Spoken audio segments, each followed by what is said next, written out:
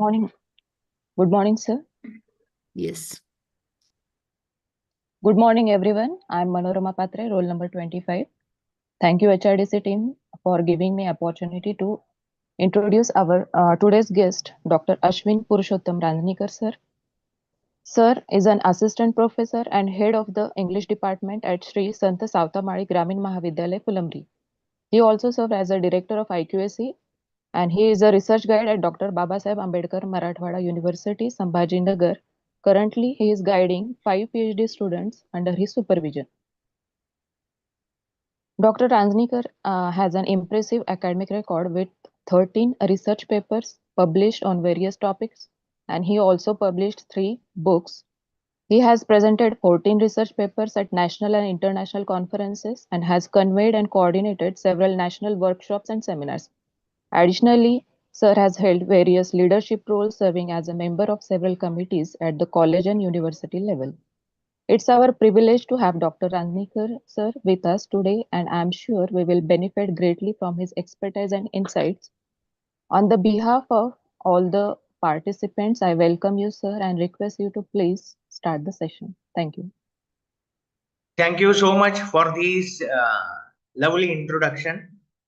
At the outset, I'm very thankful to the director, HRDC, Dr. Babasaheb Ambedkar Marathwada University, Chhatrapati Sambhajinagar, Honorable Professor Dr. Satish Patil sir, the Deputy Director Dr. Rafi sir, and all the staff members of the HRDC Center, and very important, the faculty members who have joined this induction program at HRDC Center, Dr. Babasaheb Ambedkar Marathwada University, Chhatrapati Sambhajinagar. Suprabhat and Namaskar to one and all. Today I am going to have a discussion on the evaluation reforms in HEIs towards holistic and the skill-based education. See, HRDC, the Ministry of Education, and UGC, our university, and all over the nation. Now, the NEP orientation programs are going on. And I think all of you have joined these NEP orientation programs. And today, I'm not going to discuss about the NEP, as we all aware about the NEP, National Education Policy 2020 document, and as our university and majority of the universities, they have started the implementation of NEP.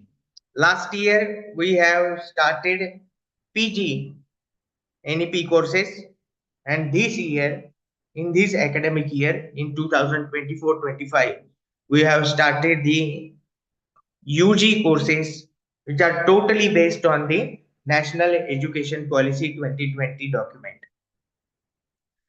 So major shift here is regarding the evaluation system. What was happening previously, that the examination system or evaluation system was a rote evaluation. It is totally based on the memorization. For example, we have started the semester pattern system, and when examinations are going there, only at the semester end examination, either in first semester or in second semester. In the yearly pattern, the year end examinations were there. This is for structure of humanity. In humanities, there were not any provision of practicals. But for science students, the practicals were going on. But now, in this evaluation process, the total structure has changed. It had changed drastically.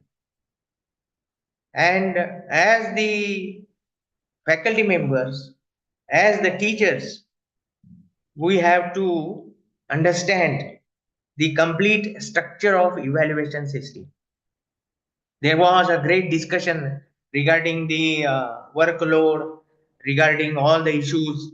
The workload is going to be loose, and faculty members, they are going to affect because of the implementation of NEP, and how to cope up the situation. What about the languages, especially the English teachers? What are the opportunities they have? If three language formula is there, number of things are there. But for your kind information, I want to inform you all the faculty members that now the workload is increasing. There is no any type of workload issue in the NEP. So how in the previous structure, the extra workload is provided to the teachers of English. All other teachers, they have 4 lectures for their subjects, but the teacher of English, especially compulsory English, he has 5 lectures, he or she. So they have, for first year, they have 13 hours workload. For second year, the same 13 hours workload. And for the third year, they have 16 hours workload. So likewise, the every faculty members, they have workload, but English teachers, they have maximum workload. But now what is happened with this implementation of NEP, the practicals are introduced, and because of the introduction of practicals and because of the credit system, every course has 2 credits. And if you introduce 2 credits again practical, then the batches of practicals are increasing, and because of that, the workload is increasing simultaneously. So you require large number of workforce, manforce, human resources to carry out all these activities. So forget about the workload. Now we have to think about the evaluation reforms and how the students come to the classroom. That is the major role of the teachers, the faculty members in the colleges, in the higher education institutes. And these are not my observation. These are, I am going through the same experience. So I'm not going to discuss about detail of what is happening right now in the education system. What are the observations of UGC in 2019? UGC has declared the evaluation reforms in higher educational institutes. It is a 75 pages draft that the UGC has declared.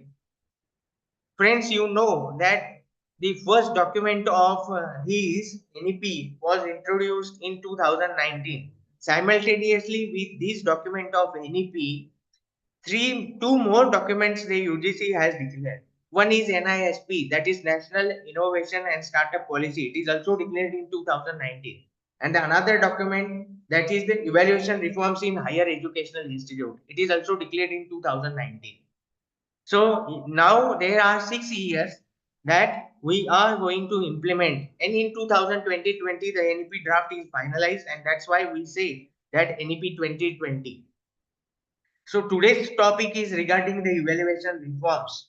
What are the suggestions of UGC? What they have asked to the number of, I am not going to say stakeholders, but to the academic pillars. So stakeholder is a very different word. That's why I'm not going to use that stakeholder. So the academic pillars of the education system, for example, institutes are there, faculty members are there, students are there, their parents are there.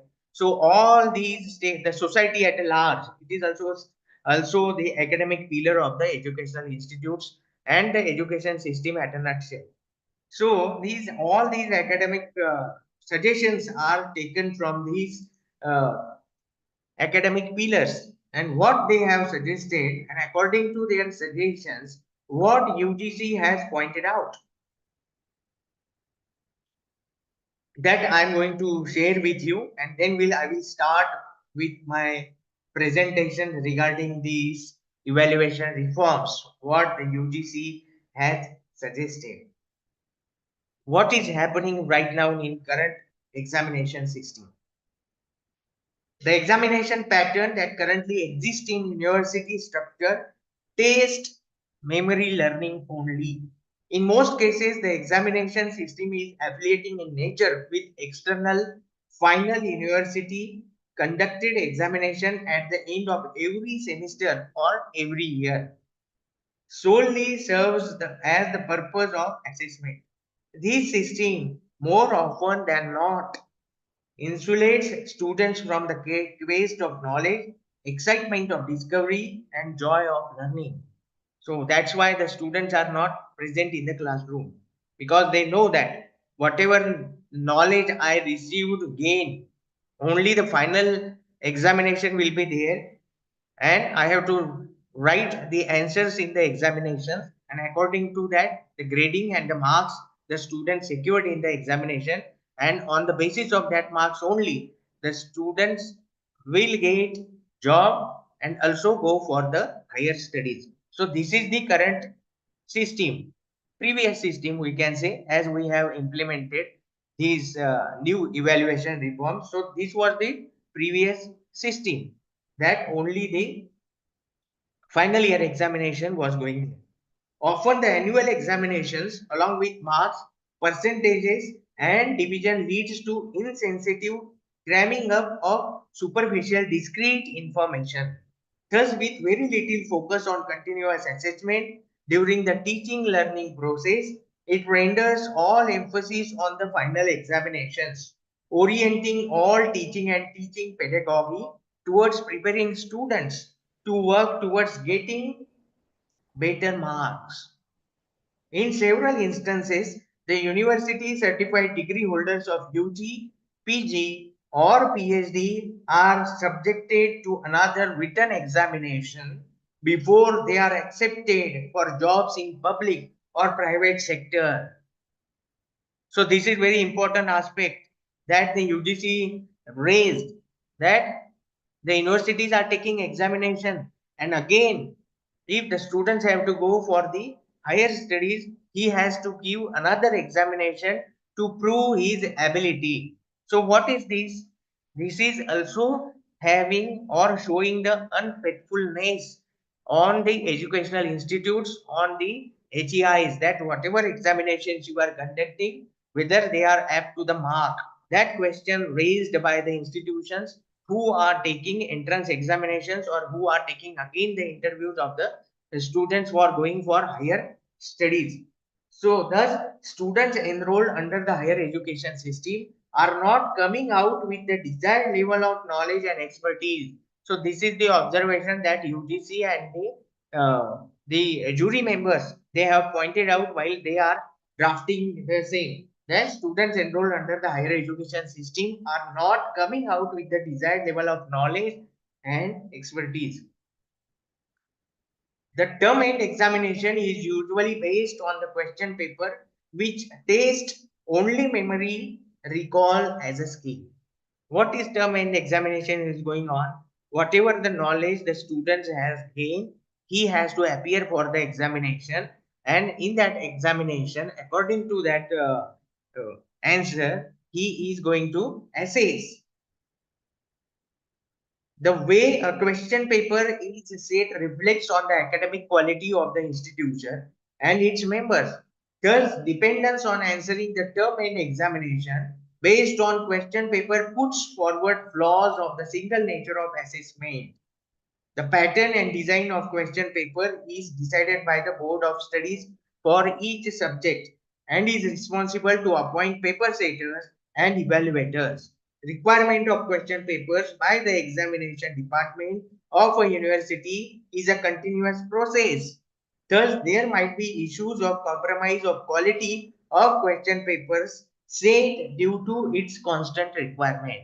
So, this is the questions, or this is the issues raised by the UGC, that there are chances of compromising in setting up the question papers on which we are going to organize such type of activities. The machinery of conduct of end of term examination experts tremendous pressure on affiliating university due to large number of examinees.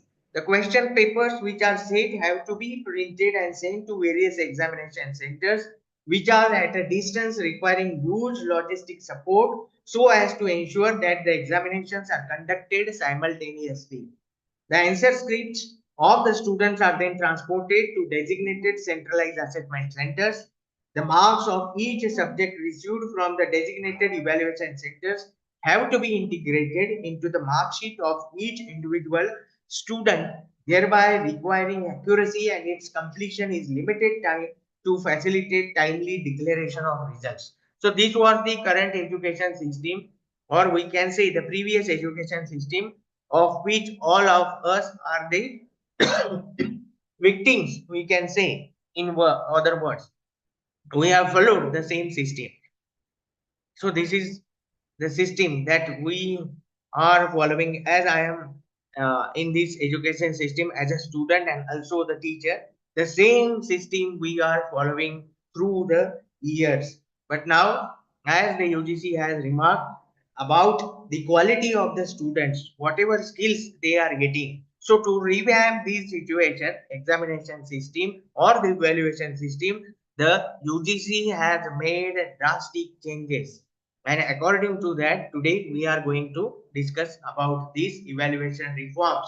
What are the POs? What are the COs? What is log? That I'm going to discuss in today's presentation.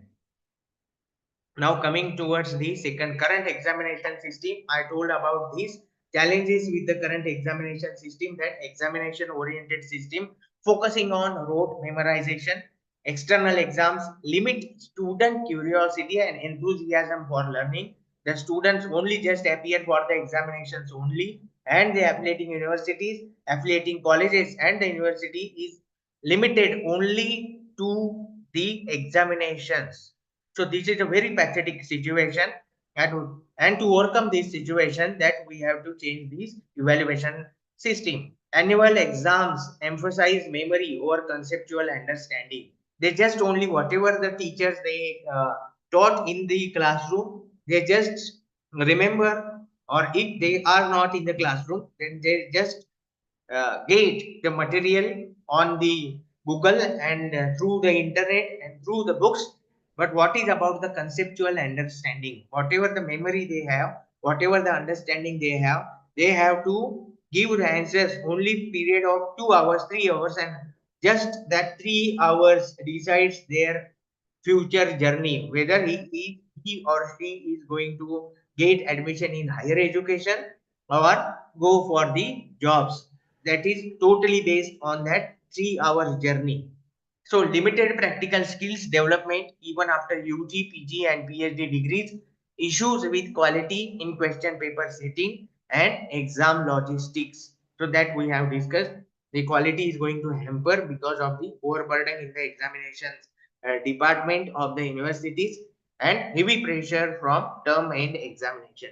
The students, they feel anxiety. That's why the Prime Minister has also conducted the Pariksha Pe Charcha, and we have observed that number of suicide cases of the students in 10th, 12th and also in higher education.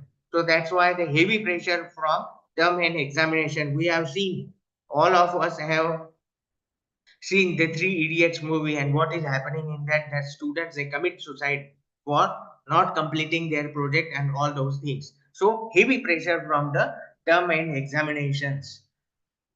So what are the reforms? Now, why reforms are necessary? From rote learning to concept mastery. Where we have to go, we have to shift from rote learning to concept mastery. The student must get the skill, the basic idea of the student, and according to that, he must be self-oriented and self-thinking person. According to that, he has to shape or construct his own thought process, thinking process. Critical thinking must be increased. He has that attitude to decide and to carry out the critical works. So from rote learning or only to the memorization, we have to shift towards the concept mastery. Examinations determine career paths but often fail to assess real world skills. So this is very important. Now generally what's the in nowadays in a social media, a video is going to be very viral, that a girl who is now got job in a MNC company. and he called to the maths teacher in the school, where she learned a square plus b square, the formula. So what is that formula? A square plus 2ab plus b square. So this is the solution. Then she asked to the teacher that, so these I have learned in my school days, but what is the use of this formula? Till now I have not used this formula. But for remembering this formula, I have to face the punishments. So these are the questions now the students are asking. Whatever they knowledge they are getting, whether that is applicable in their day-to-day life. So there puts a question mark on the education system. So this first point, examinations determine career paths but often fails to assess real world skills. Current system focuses on memorization, neglecting problem solving and creativity. What are the problems? We are not going to pay attention towards the problems of the students, whether they are coping with the situation, as mentioned regarding the video that is on social media.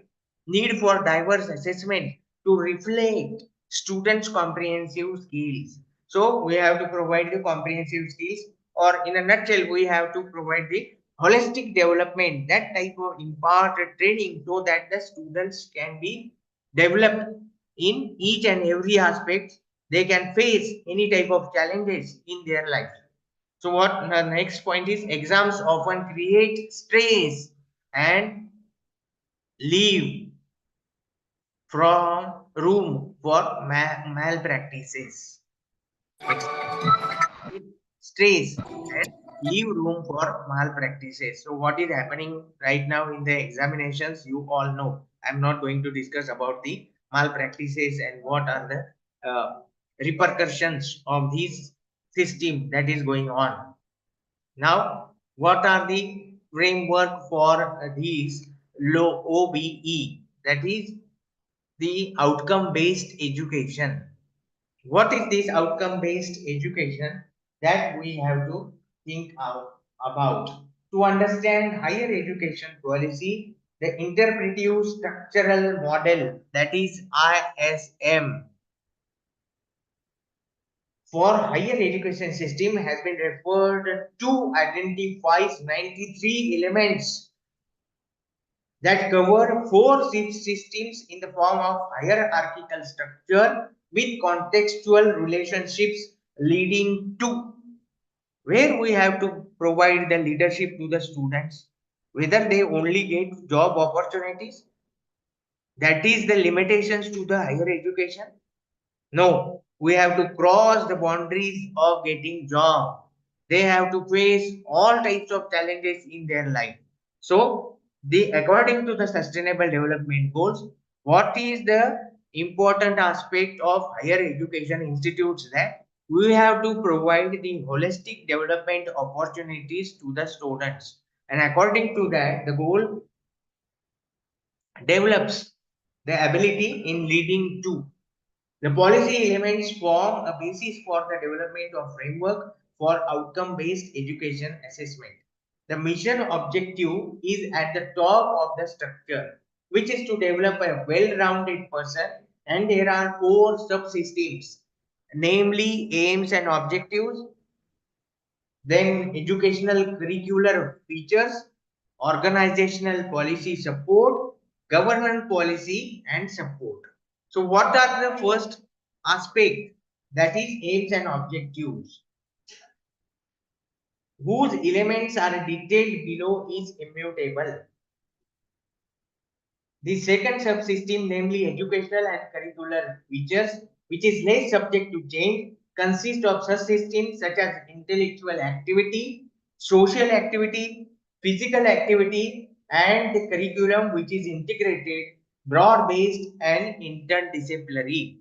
So now the Board of Studies and the university, the deans, they have designed their syllabus, which is having the intellectual activity, social activity, physical activity, and the curriculum, which is integrated, broad based and interdisciplinary.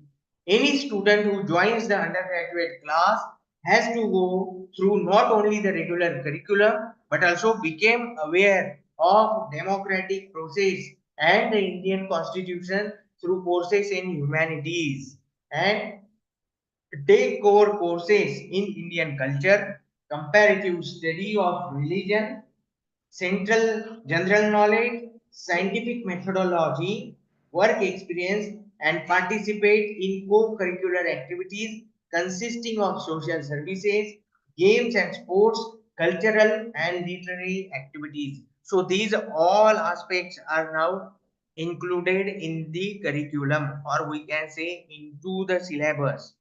So these all aspects. What are these aspects? That along with the syllabus of the particular subject, the students must aware about the Indian Constitution, comparative study of religion, general knowledge, scientific methodology, work experience, and participate in co-curricular activities. Go for social services. Right now we have only the NSS, that is National Service Scheme. So beyond NSS, we are not encouraging students to participate in social activities. So for that purpose also, the more stress is provided on social services, games and sports, cultural and literary activities. Different educational activities lead not only to the fulfillment of academic objectives, but also inculcate moral and spiritual values and develop social sensibilities among students.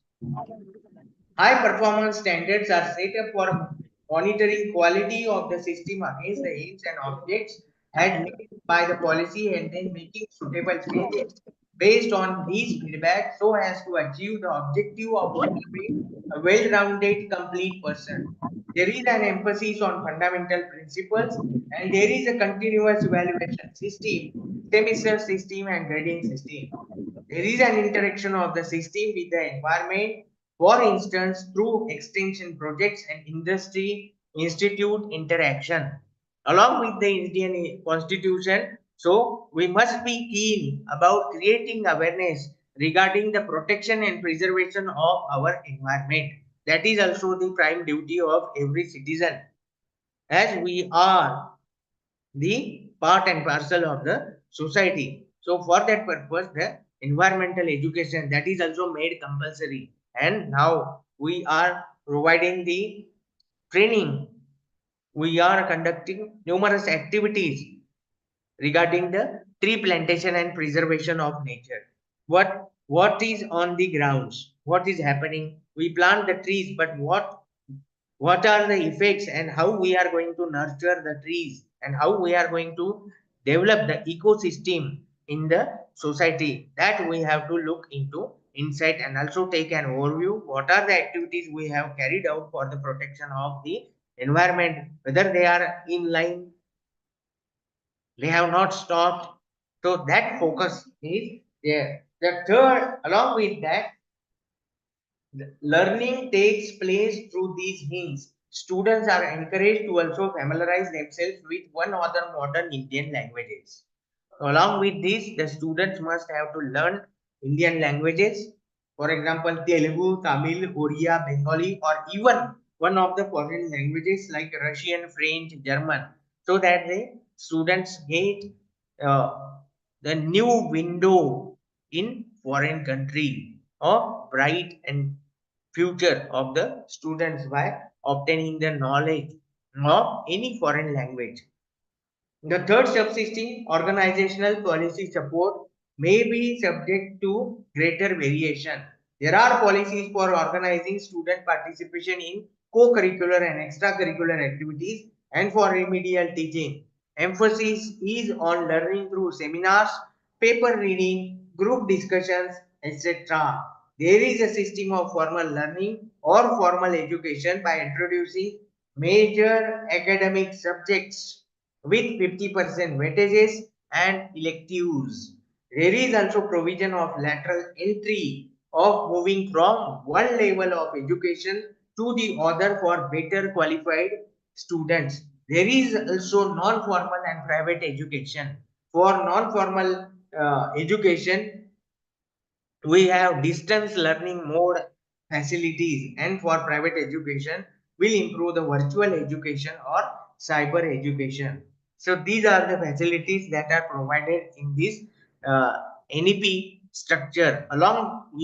You along with your day-to-day activities, if you have interested in another subject, you have to gain knowledge of another subject, then through distance learning mode you can go for the another degree, also another diploma course, another certificate course, but that is up to your choice. The fourth subsystem governance policy, where system and procedures are to be implemented at higher education institutions to meet the outcomes expected effectively and efficiently. So these are the objects regarding the outcome based education. So all these activities we have to cover and introduce into our curriculum design, and that we have done in the syllabus at Dr. Babasaheb Ambedkar Marathwada University, Chhatrapati Sambhajinagar. The mission objective is focus on development of intellectual, social, and physical aspects of the students' curriculum design. If when you are designing a curriculum, it should be interdisciplinary, integrating practical learning and also the humanities and co-curricular activities that we have to introduce when we are discussing about this learning outcome based education. So key features of this that outcome driven curriculum, skill oriented and future focused, active learning through engagement, teamwork and real world problem solving. Integration of technology for enhanced learning experiences.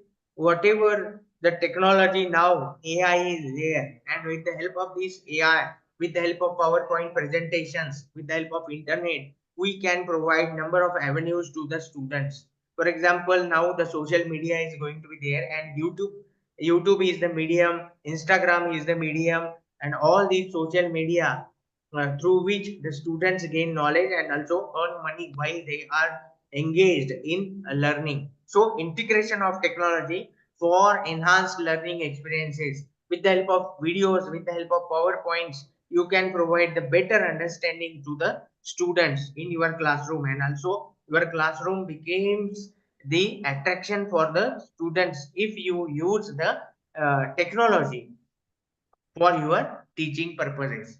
Then clear alignment with industry's demands and career goals.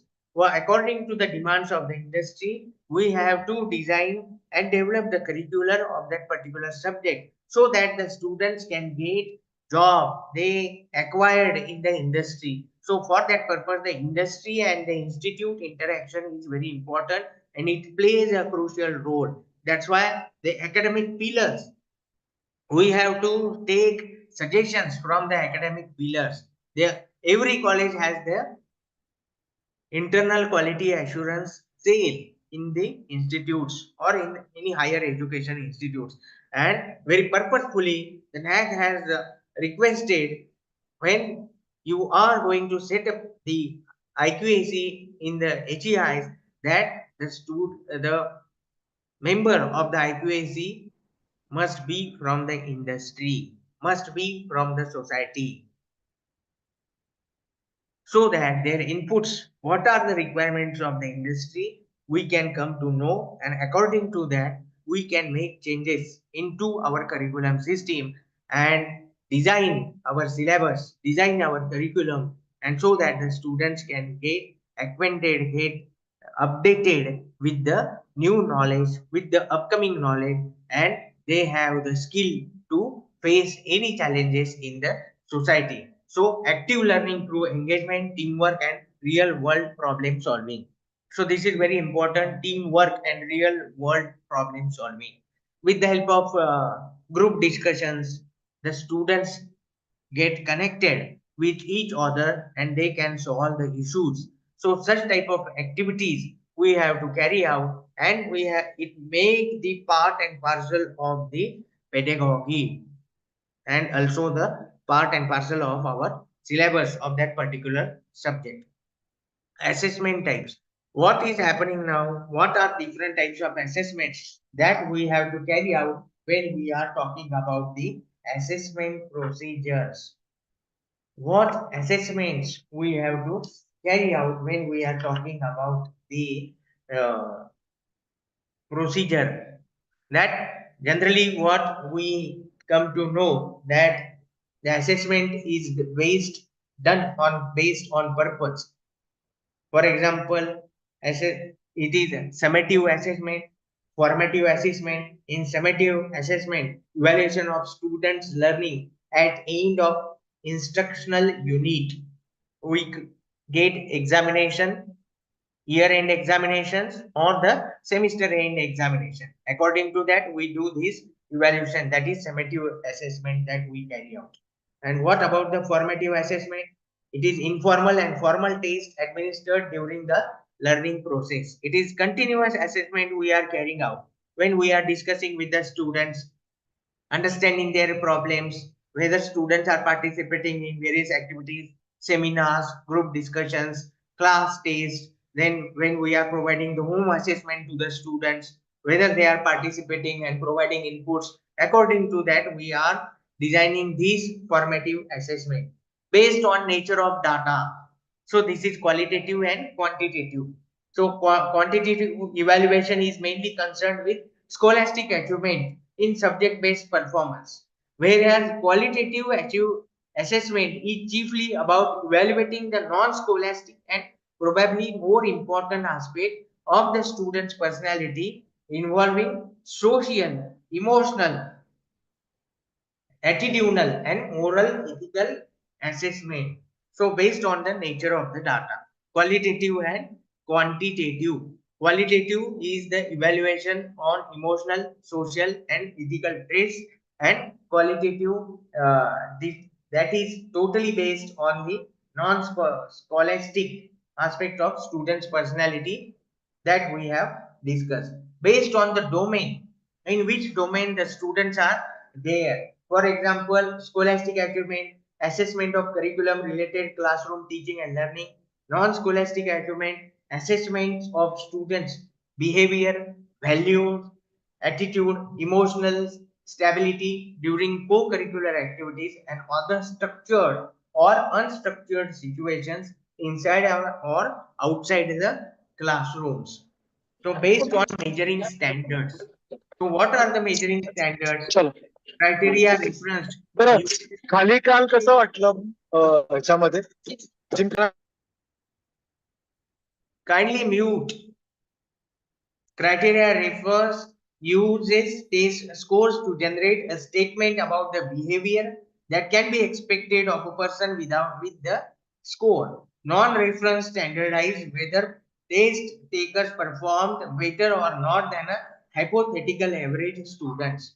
Evaluation assessment of person's performance is compared with their own earlier performance to identify improvements if any according to their past performances. That are the systems we are following measuring standards. A further classification is based on the direct and indirect method. Direct method which is based on sample of actual student work, including reports, exams, demonstrations, performances, completed works, requires students to produce work so that teacher can assess how well students meet expectations. So this is the direct method. And what we are doing in indirect method, it is based upon a report of perceived student learning. These include survey, exit interviews, and focus groups. So these are the various methods that we are offering when we are doing the assessment of the students. The assessment must be designed with learner attributes in mind. So what are the attributes? That attributes which have clear linkage to program education objectives and outcomes stem from the taxonomy. A critical overview of assessment type along with learner attributes that we have to study. So what are these learner attributes, what they are going to understand when the student has completed a particular course, that we have to see, and according to that, in line with the course, we have to define the objectives or the outcomes of that student, and also the indicators that we have to. There are some of the suggestions regarding the learning outcomes. For example, the students who has completed the or going to complete the BCom, BA Economics or BSc in Chemistry, then BCom, for example, what are the indicators for the students of BCom who is going to complete the accounting system? What are the attributes that to understand and apply accounting concepts in preparation of journal, then ledger, balance sheets, cash book, etc. Apply knowledge to prepare final accounts of firms, apply various methods of depreciation. Then accounting purpose, apply computational techniques to solve quantitative financial accounting problems. So if the student who is going to go for this become accounting course, then these are the objectives, these are the learning outcomes. After completion of the course, the student is skilled in carry out all these three activities, all these three indicators. Likewise, whatever the course we have started in our college, in our institute, according to that, we have to design and develop these qualitative, or we can say the attributes of education or the outcomes of that course. And in line with that outcomes of the course, we have to decide the assessment types, which type of assessment we are going to carry out for the students. So that is very important aspect regarding this. Now, what are the UGC's initiatives for the reform? Blend of internal and external evaluation. The university has blended these internal and external evaluation. So, what is internal evaluation? Internal evaluation means what are the activities you are doing for the students. For example, you are giving home assignments, class assignments, then carrying out the class test for the students, then definitely these are going to be the internal assessment process. And what is about external evaluation? That is, external evaluation means whatever the affiliating university, the semester end examinations or year end examination, according to that, the final examinations the students appearing for. So by combining these, so blending these two, internal and external evaluation, the assessment of students performance is carried out. So for both the purposes, so forget about now the previous system of only the year end examination or semester examination.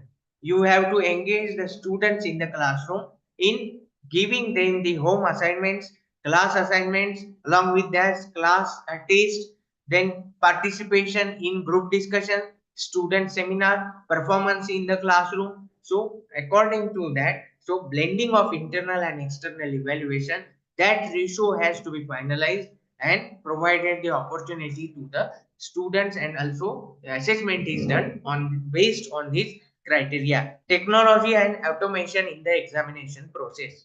Now, what is the use of technology? Now the AI is there. The with the help of the advanced technology, we are able to find out the numerous solutions so that the examination process is going to be automated. For example, the Google forms are there. You can arrange various types of class tests in Google form also, so that students get aware about the technology. They can solve the problems. They can go for this online examination.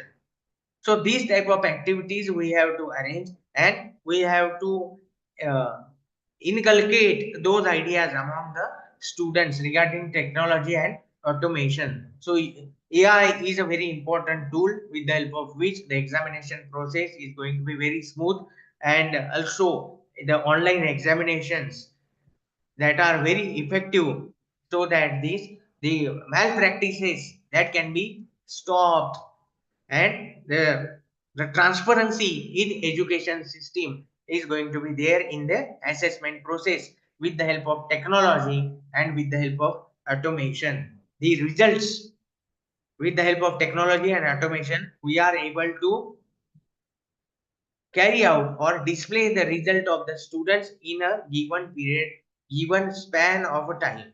So timely results can be achieved with the technology and automation process in the examination or assessment process. Introduction of learning outcome based education that we have Excuse me, discussed. sir. Yes. Sir, sorry for interrupt. But Hmm. I want to ask one question. You just said that the use of AI in Yes. examination process.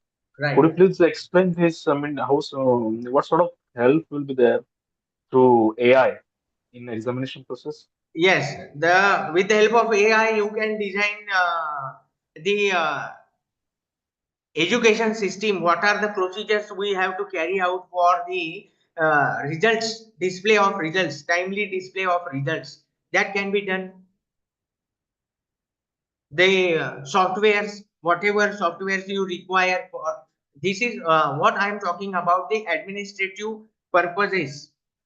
If you are going to use this AI system in designing the software for the examination purpose, then definitely whatever the systems are there, that can be operations, they are going to be in a smooth manner. Now what is happening, that the results are not declared on time by the university and by the colleges.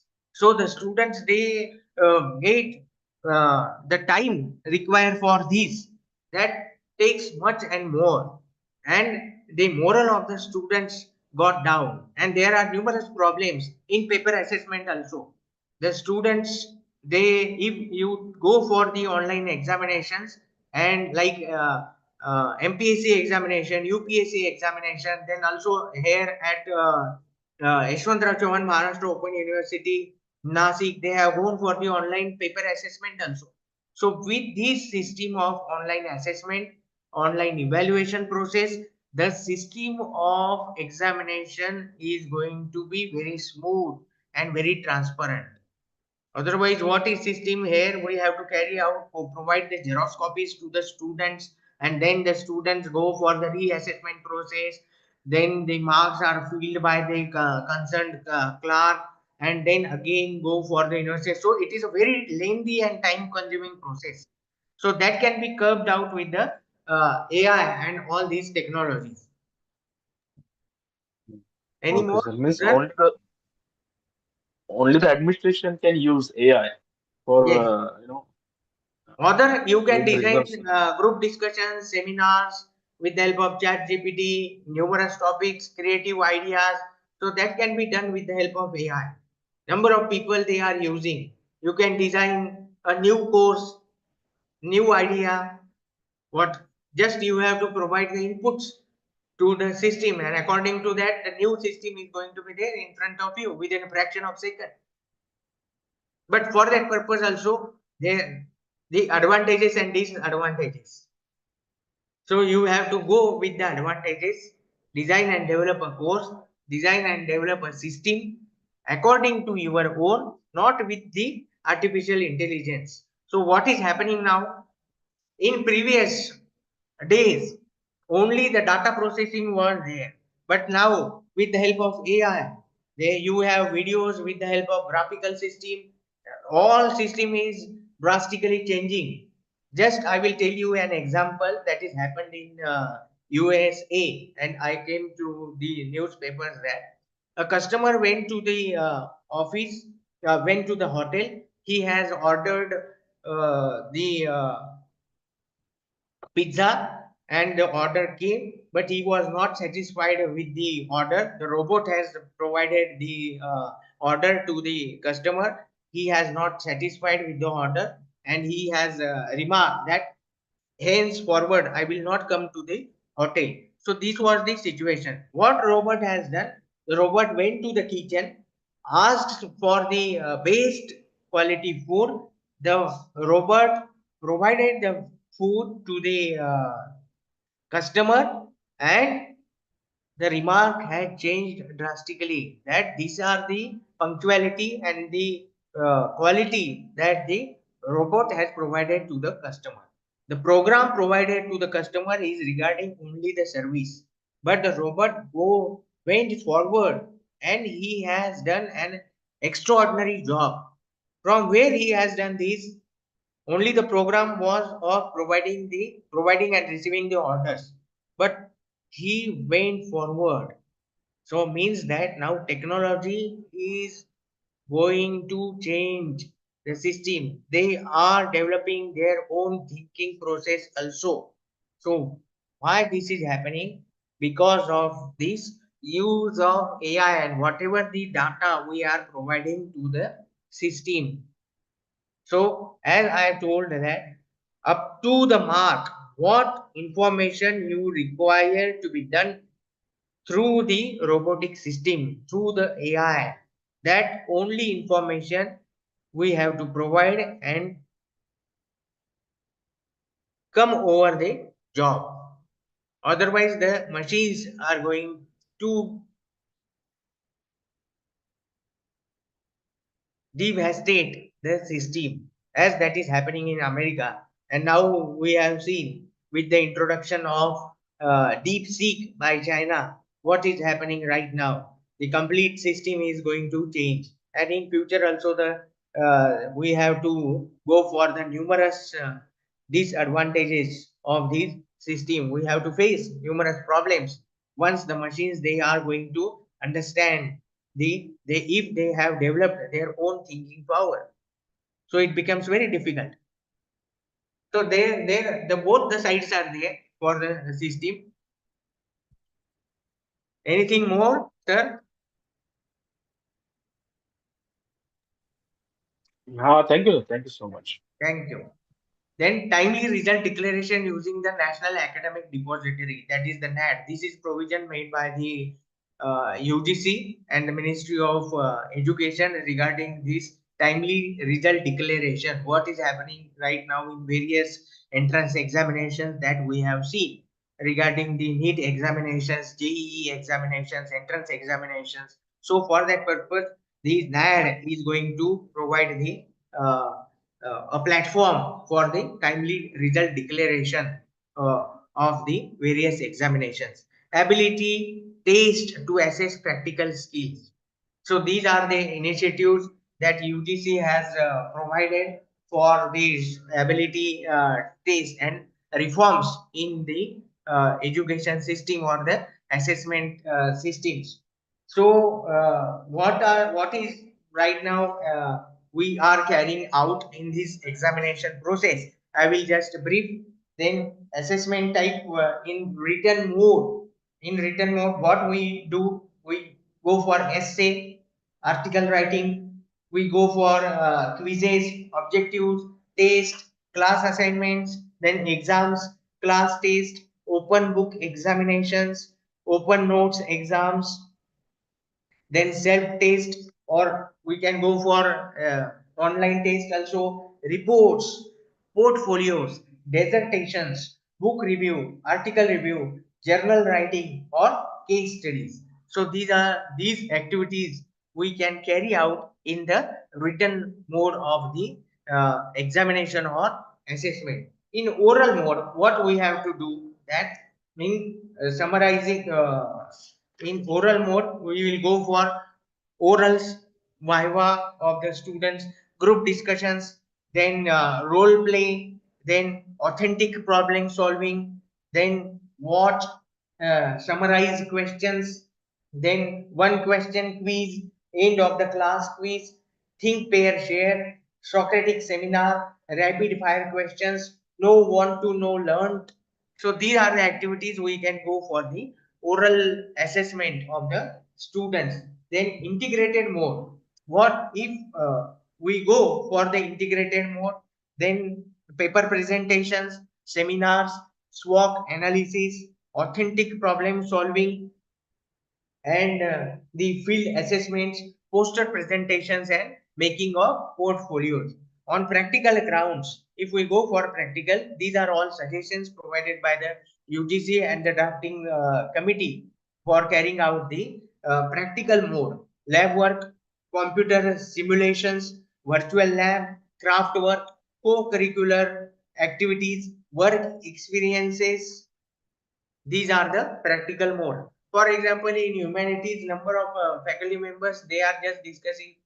In political science, what type of practical we have to introduce for the syllabus of the political science, sociology. Then for political science students, the Gram Panchayat is there. The students can go for training at Gram Panchayat. For the students of sociology, number of NGOs they are working. The students can go for the training in NGOs. So these are the field experiences and practical experiences that the students can go for various types of practical purposes, and which can shape and develop their personality, get the field experiences, what is actually happening on the field. That experience, that fresh experience, can provide a numerous ways of thinking to the students. So all these systems, they are not included, they were not included into the curriculum, but now all these systems, they are the part and parcel of the syllabus. Without them, your curriculum is not going to be fulfilled. So ability test to assess practical skills. So along with this, we can arrange number of ability test to assess the practical skills. For written examinations, what type of assessment we can carry out? Traditionally, essay type, time constraint, and external exams that we are currently engaged in. Relatively, what are the advantages of this system of written mode? They are relatively economical, no chance of plagiarism, familiarity to the students and staff, fixed date force students to learn. A fixed date is there, we provide a time schedule, and according to that schedule the students come for the examination. Chance for in-depth and planned preparation, provides overview of attainment in the entire course. What are the limitations of these written examination? Taste memory, most of the times more than higher level thinking. Only what we are doing, just thinking about the memory, whatever there in the memory, the students will assess. The student will write in the given period of time, 1 hour, 2 hours, 3 hours, and according to that the students assessment is carried out. But the student have very number of higher level of thinking that we are not going to assess. No feedback to the students, as the course is over by the examination time. There is no any type of feedback system after completion of the course. Then can encourage surface learning. Only students can get the knowledge of surface level. Sampling of content, not comprehensive. Then elements of chance of halo effect. The level of the long answer just marked can change expectation of the next answer. External examiners may not do their job sincerely, as there is no accountability to students. So these are the limitations of the written mode of assessment. Suggested frequency, what type of examination, written mode of examination, that the suggestions are term in examinations, preferably with semester end, not annual. Whatever they at the end of semester, you can go for this written final examination. Suggested uses, what are the uses of this written examination? Include all types of questions, essays, short answers, objectives designed to test all levels of cognitive domain. Exam blueprint be prepared to ensure inclusion of all types and levels of questions and proper sampling of content. Rubrics with detailed indicators of level wise performance and modal answers for marking. Essay type questions for minimizing subjectivity. Marking criteria made known to students. Answer copy should be code numbered. examiners with good track record from well-rated universities be selected, provision for improvement of scores and makeup in case of established emergency. So this is about the written mode of assessment. Now, what are the another aspects, that is class test? If you go for the class test in the classroom, what is generally the assessment type? It is what is the nature of the class test we carry out in the class test. Generally, it is observed that it is essay type. It is a time constraint and in internal examinations. What are the advantages? It is relatively economical, less chance of plagiarism, familiarity to the students and staff, fixed date, focus students to learn, chance for in-depth and planned preparation. What are the limitations of these class tests? Taste memory, more than higher level of thinking, delayed feedback to students as correction needs time, then can encourage surface learning, sampling of content not comprehensive, and element of chance, that is again as compared as with the same as in the written mode of examination, that is hollow effect. Suggested frequency in written examination we go for the semester end only, but what is about these class tests? There are three times in semester including markup test. So these are regarding the class test. What about the open book examinations or open book test? So, students allowed to get books of their choice for reference. If you taught any particular topic in the classroom, then go for the open book test also. And the students are allowed to go for the reference book as per their choice. Less stress on memory. There is a less stress on memory. Slow writers not penalized.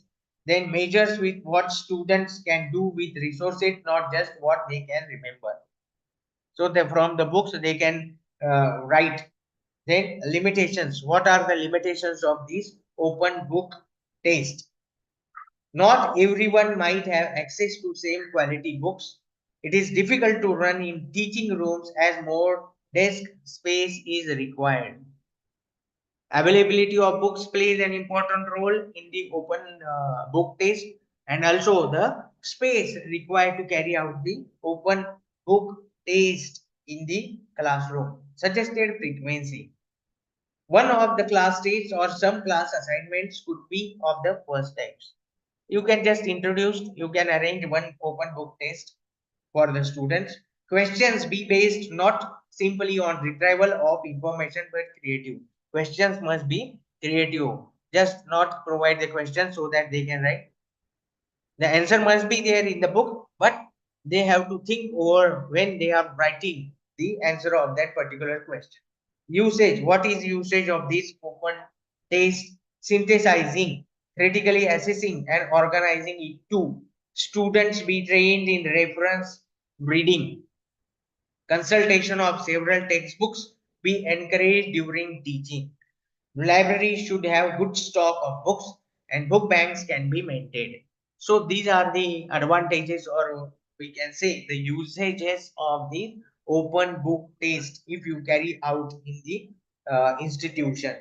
Open notes exam that can be done, open notes exam or self test. So this is very interesting how the students can go for the self test. For all types of subjective and objective items, you can go for the self test or online. You can go for online or conventional method. Flexible timings, self automated taking, no bias or subjectivity, no fear of ridicule. Mastery learning occurs if proper feedback and follow with embedded. Then available at all time for self improvement, available for specified duration or at all times. Topic wise questions could be uploaded on MOOCs platform, or test could be auto generated according to need, could be compulsory or optional. So with these the students can get motivation when they go for the self oriented test or self test procedure. Then articles or essay writing, you can provide number of assignments to the students if they go for any type of movies, screening of movies. Then they can write a report.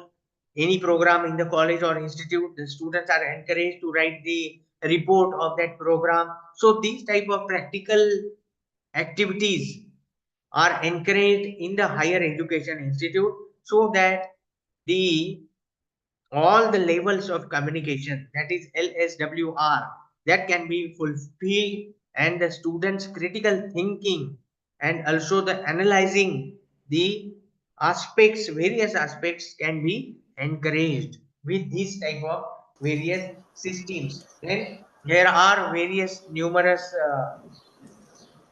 tools with the help of which we can go for the assessment. That there are quizzes, objective test, recognition types such as MCQ, true or false, matching, classifying, then recall typing, filling blanks, one word or phrase answer. So these are also we can provide to the students so that they can be get updated.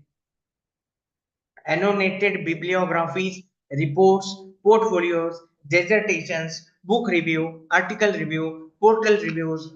These are also the aspects, various tools through which we can go for the assessment of the students. Seminars, paper presentation, field assignments, embedded techniques, watch summarize questions, then rapid fire questions, group task. So these group tasks proved very important, and students can participate in these group discussions. Then role play, authentic problem solving, viva, oral examinations, case studies, then seminar, paper presentation, poster presentations, lab work, computer simulation, virtual labs, craft work, work experience. So these are the practical mode. As I told you that for the students of humanities and for the students of languages, number of activities you can go for. For example, poetry recitation, you go for the students of languages. Then the programs on the poetry, the programs on drama reading, that can be done so that the students get acquainted with the knowledge of whatever is embedded in poetry, drama, novel. So these type of programs can be done to get skilled students in various aspects.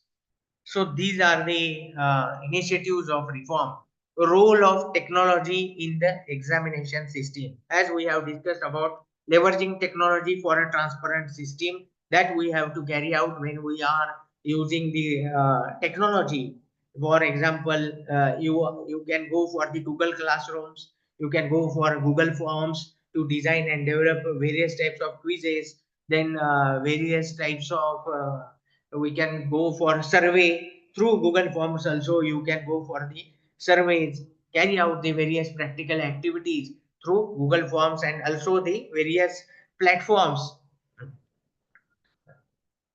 Then automation of result calculation, sitting arrangement and evaluation, then development of software for smoother examination process, use of National Academic Depository for accessible and verifiable results. That is the role of technology in the examination reforms.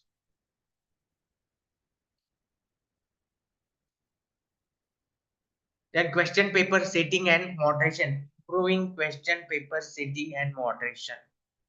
So this is a very important aspect, how you design your question papers and how you to go for the moderation when you are talking about the assessment process. Based on the types of assessment and triangulation of assessment, various models of implementation are there. All models focus on continuous assessment, mixing types, and so that the ongoing feedback is obtained for both the teacher and the students. It is possible to administer many of one type of assessment at regular intervals to or choose the best out of the many. This will encourage student to improve on skills and the performances.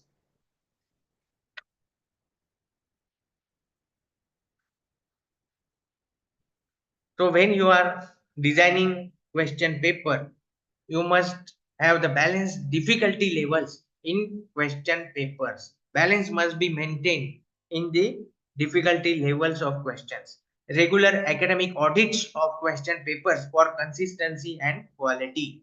So this is very important aspect that the UGC has pointed out in this draft also, that what there are some of the chances of going malpractices when designing and development of the papers.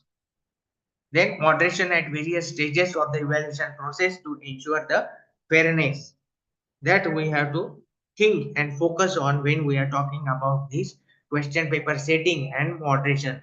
There are number of levels that we have to think about: grading and the transfer of the credits.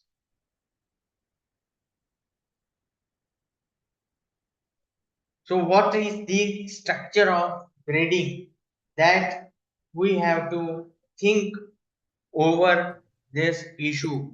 For 2 credit course, how many hours?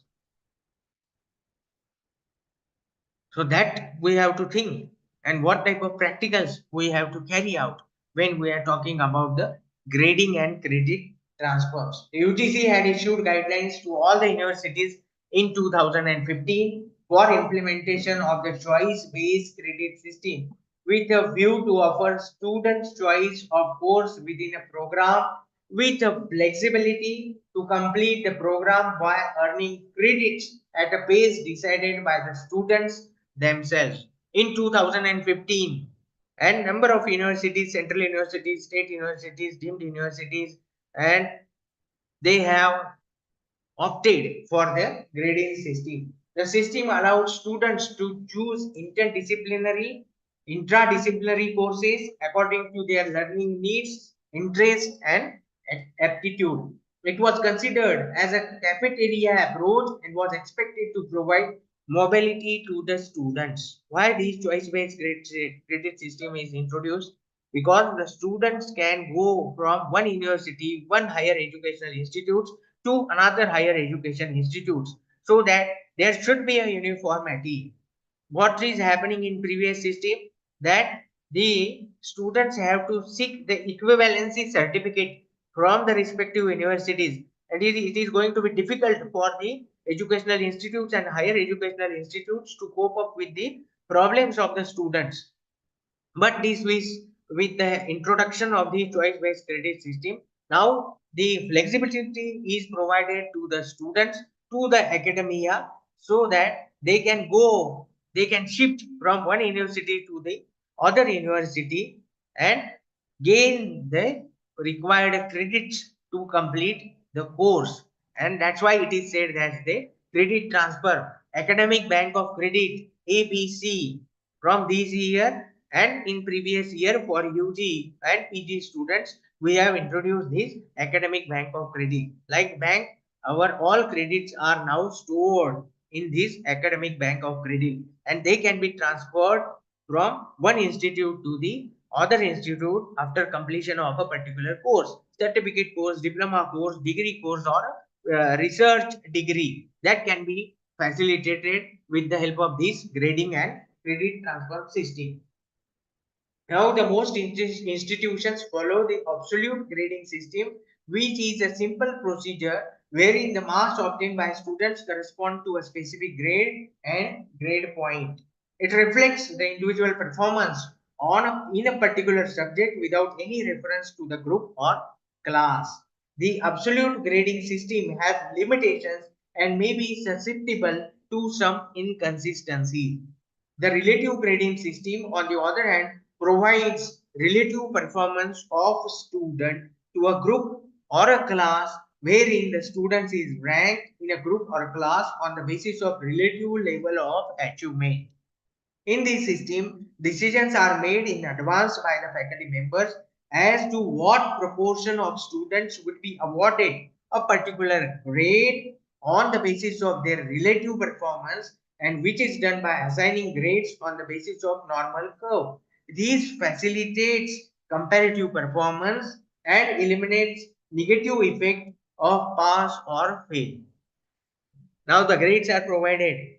And generally, what is happening that the fail or pass, that type of grading we do, or distinction. But here, in with the help of this grading system, that type of burden is revamped, and the students, they have the grades in their accounts. So this is very important aspect of this grading system.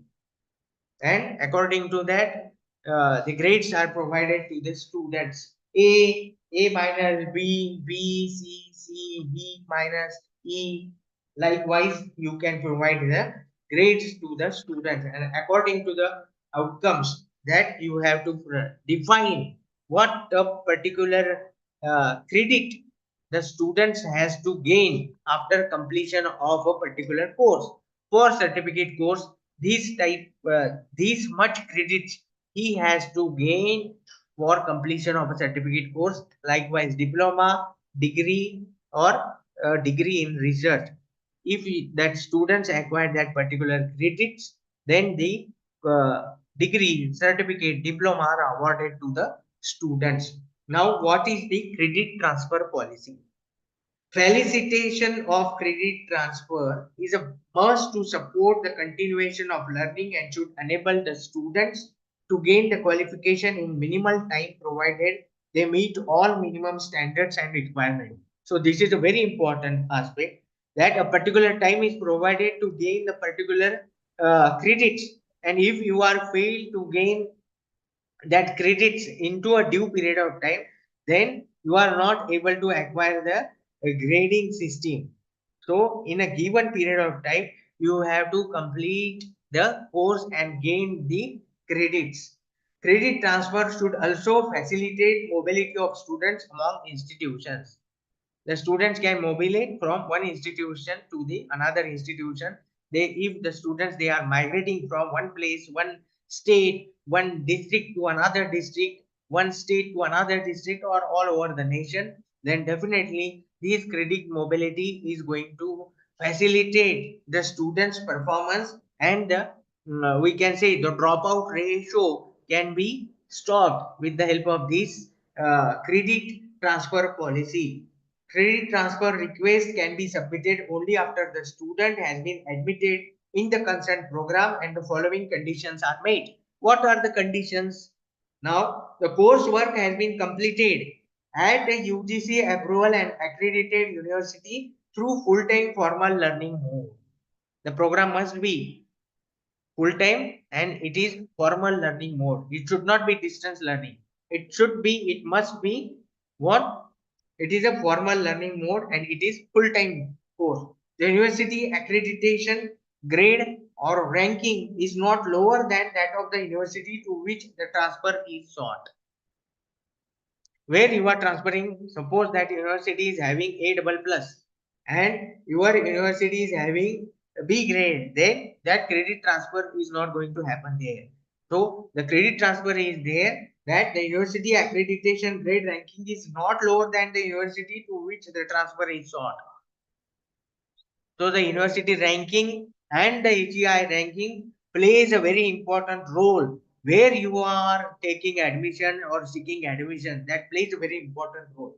The courses prescribed to the common minimum syllabus under UGC CBCS 16. When the later grade obtained in the courses is B or better, the number of credits to be transferred does not exceed the prescribed limit. The prescribed limit is provided by the institution to complete the course, and if that limit is exceeding, then you are not able to go for the credit transfer. The program in question must have a similar credit system, in particular modular or semester end, and the same numeric and later grading system along with common meaning of the term credit in numerical terms. The aspect of shelf life of course needs to be taken into account while accepting credits as obsolescence of knowledge of certain field in terms of its current relevance needs to be looked into. The time lapsed between successful completion of certain courses of the program and the admission to which program transfer is sought needs to be considered. So time lapse. If the time lapse is there due to some reasons, due to health issues or due to some job or employment problems, if the time lapse is there, that can be managed, that can be sorted out. The maximum number of credit points that may be considered under a credit transfer needs to be specified. Contextual variables such as teaching learning approach adopted, learning facilities offered, use of evaluation modes may also be considered while preparing the credit transfer policy. When you are making a policy, then at that time you have to look into the matters of teaching learning approach that you have adopted, then learning facilities offered, usage of evaluation modes. These three aspects you have to consider when you are talking or thinking about the credit transfer policy. And every institute or the university AGI must have now ahead to prepare the policy. This is credit transfer policy must be maintained by the institutions. Any institutions, whether it is a college, university, affiliating college, they have to prepare. As you all know that the students, according to the students admitted in your institute, your existence will be decided in the future. If you have the 3000 students in the campus, then you will be sustained as an institute. You have not to go for the merging with other institutions. Otherwise, you have to go for the community colleges or you have to cluster colleges. You have to join as a cluster in the system and then to the university. So this credit policy must be maintained or drafted by the HEIs for the sake of the students and for maintaining the quality in education system. Then malpractice prevention and examination integrity. How integrity in examination is maintained or ensured, that we have to look here. Protecting candidate identities and preventing cheating. So these are the important aspects that we have to take into consideration.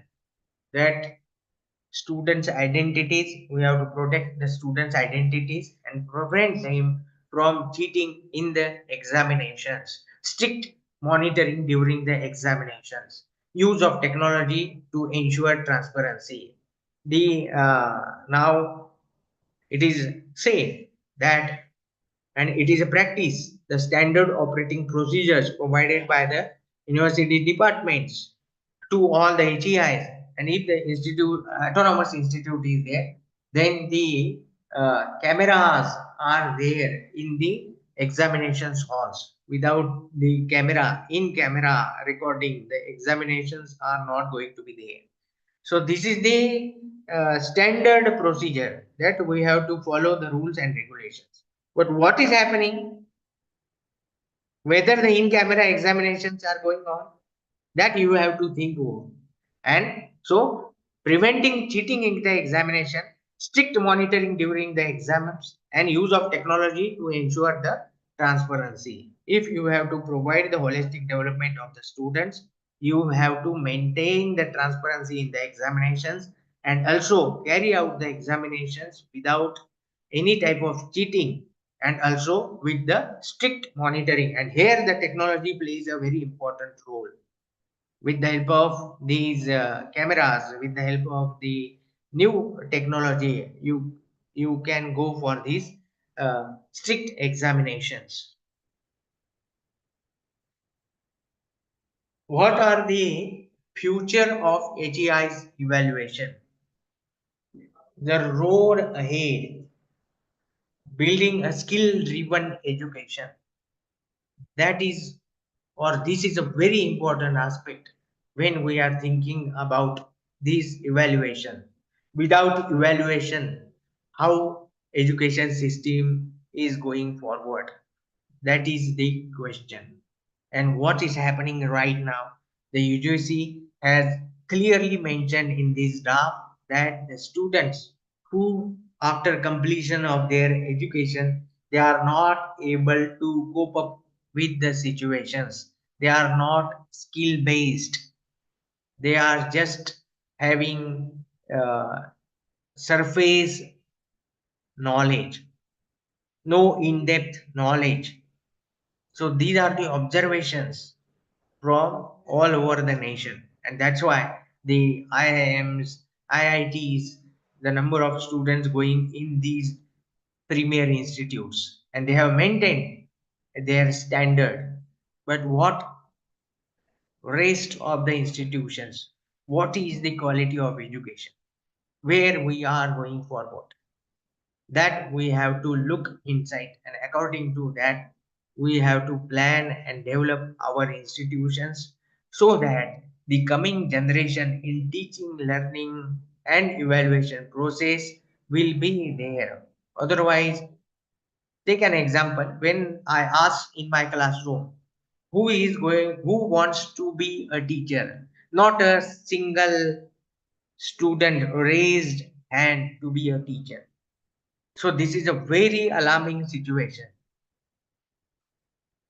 What is happening right now in the education system, that we have to take a note of this point, of this aspect, how the social structure is changing rapidly, or I can say with a daring that it is devastated totally. The people, the society, the citizens, they are become self-centered on a one level, and they are the what is the condition of moral values, how many rape cases, abuses, and all these things or social illicit practices are going. The newspapers, they have n number of news regarding such a type of harassment, exploitation, then corruption cases increasing day by day. So what this shows? This shows that our education system must change. And now NEP 2020 is the platform who has changed the total scenario.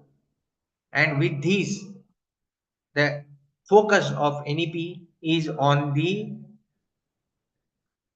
holistic development of the students and provide skill-based human resource. The NEP focuses on the job creation and also on the job providers. For that purpose, as I told in the starting of the lecture, that National Innovation and Startup Policy. So these are the three documents that they came in 2019. First one is the National Education Policy, then National Innovation and Startup Policy, and third, that is today we are talking about, that is the reforms in higher education in the evaluation process. So these are the three very important documents. Every faculty member has to go and read. These are the documents, or we can say these are the Gita to understand for all the faculty members. If you go through these three documents, then definitely there will not be any type of hurdle, or there will not be any type of question in our mind regarding the implementation of this national education policy. I'm sure that when I have carried out the survey regarding the awareness about the national education policy document, I have prepared a Google form and provided to the teachers, circulated them in them, and sought the information. Then how many have actually gone with the document of the national education policy? Actually, it is available in all the Bharatiya languages, and yeah, incorporated in the Constitution of Bharat. All the languages it is available, but very few faculty members, they have gone through the national education policy document and forget about the NISP, National Innovation and Startup Policy, and also this evaluation reform document. Now, the curriculum had changed totally. This year also, for the first year, we have started these NEP implementation and what happened in the practical examinations.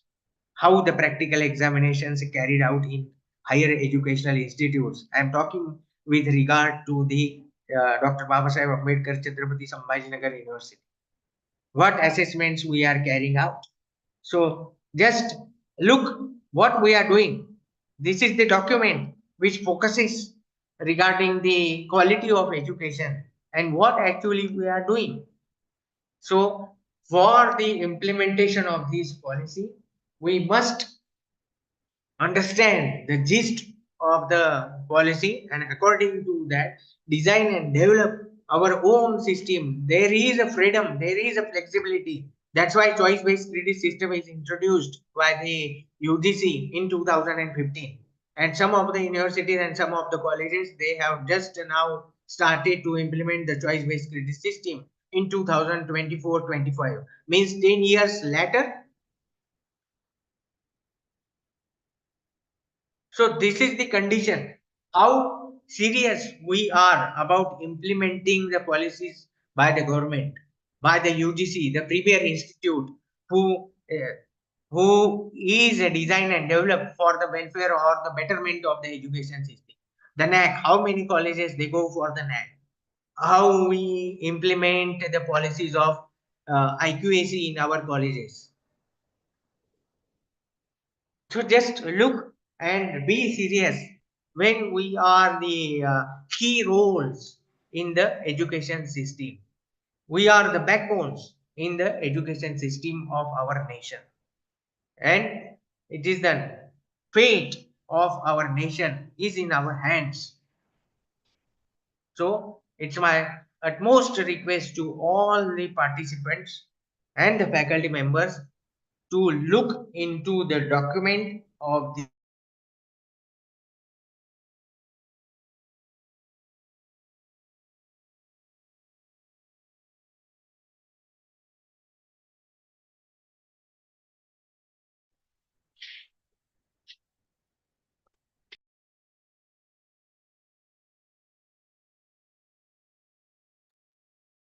राजनिकर sir, तुमचा आवाज येत नाहीये.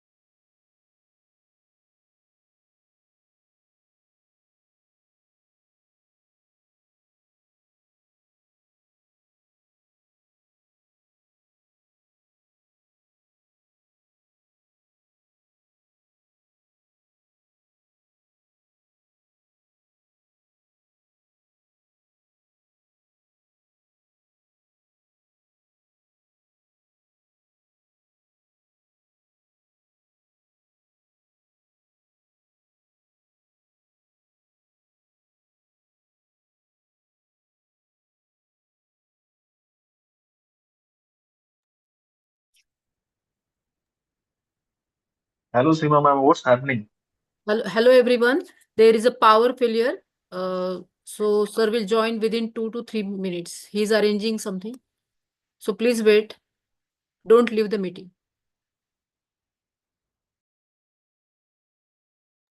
Okay.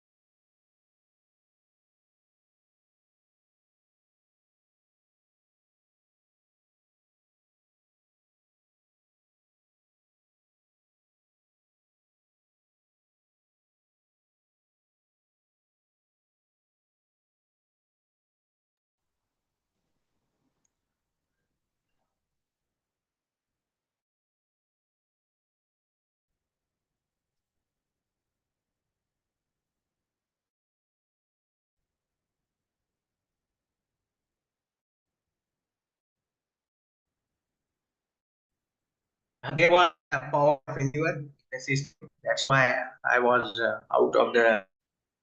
Now we will go with these slides. Assessment types UGC used for reform. Then question paper grading and credit transfer, malpractice prevention and examination integrity. Future of HEI evaluation. There we are talking about the role and need. One more aspect that I have to point out, that is the question bank need of teaching and evaluation complement each other.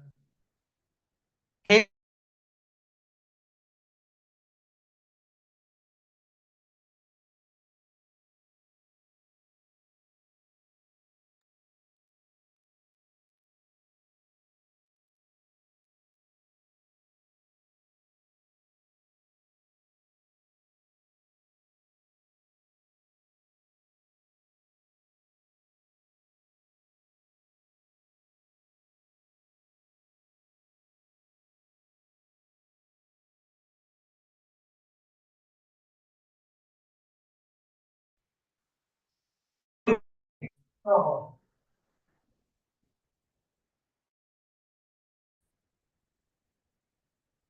Yes, I'm talking about the future of HEI evaluation. But going forward, what is the need of question bank? Question bank plays a very important role. The teaching and evaluation complement each other. Hence, changes are not only required on the evaluation aspect. Rather, changes need to be effected both in teaching and evaluation.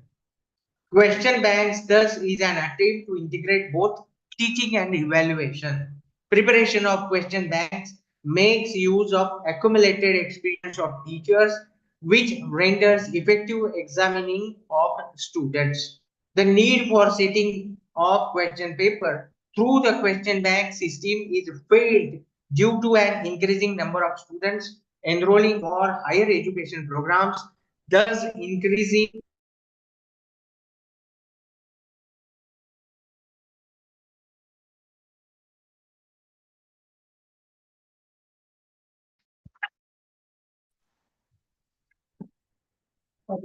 Hmm. So I am talking about the need of question bank and the question papers that are set using the traditional paper setting procedure by calling experts may lead to repetition of questions, and that they must just test information recall, whereas there is a need to test analytical skills of students. Question banks lead to setting of better quality questions that are valid and appropriate to test the abilities desired of students. Setting of question papers through the question bank system is a much needed reform in the examination system. It reduces administrative mechanism for conduct of paper setting process. A pool of experts of the concerned subject shall be contributors to an exhaustive question bank.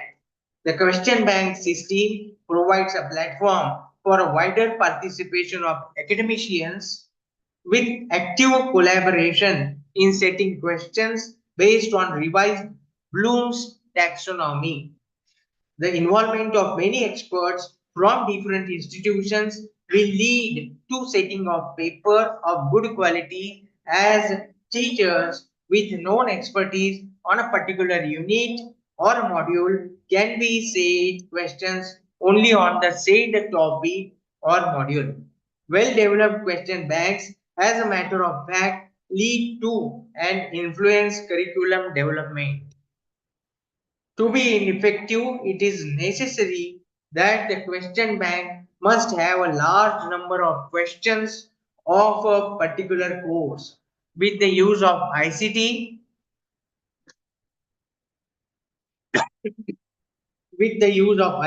based system, the question paper sets can be drawn within minutes. However, the system requires an approved standard format or pattern of question papers. What are the important considerations when you are designing question bank? The question bank system should also take into consideration the questions are drawn from each unit of the syllabus. That the questions drawn must meet the program objectives and outcomes of the course. Questions should span all difficulty levels and each question be marked with its difficulty level. The questions should include questions of every type as per section, such as long answer, short answer, and very short answer questions must specify the expected length and suggested time for completion. Objective items must include recognition type and supply type of items. The probability of making blind guess should be reduced. So this is very important, that way what we are following, that forget about those things. Answer key should be provided. Each question may be appended with suitable codes to indicate the learning outcome mapped to the topic of the syllabus that it examines, the difficulty level and the discrimination ability. Institutions are advised to conduct workshops to be attended by subject matter experts who shall pool their expertise to generate questions. Question banks that are prepared should be subject to proofreading of text by forming an appropriate committee. Procedure for regular revision of question bank must be undertaken to increase its validity. About 20% of the questions must be changed every year, either to keep pace with changes in domain area or due to syllabus revisions. Faculty members have to be trained in preparation of question banks. So what is the procedure to carry out all these activities? Specifying objectives, learning outcomes to be tested. It should cover the entire hierarchy of learning objectives as specified by Bloom and Anderson. Deciding the question format, writing or pooling of questions by panel of experts, review of questions, sample group testing, pilot test, assessment of difficulty and discrimination, ability of questions, final selection of questions for the question bank. So this is very important aspect of designing and development of question bank. One more thing I have to point out regarding the examination procedures we carry out at the university level and the college level. What is the procedure? Just I am pinpointing towards the procedure we follow. We prepare a schedule. According to that, the schedule is displayed on the university website, circulated to the colleges, and the examinations are there. The students come for the examination. This is up to the students. Then what about the faculty level?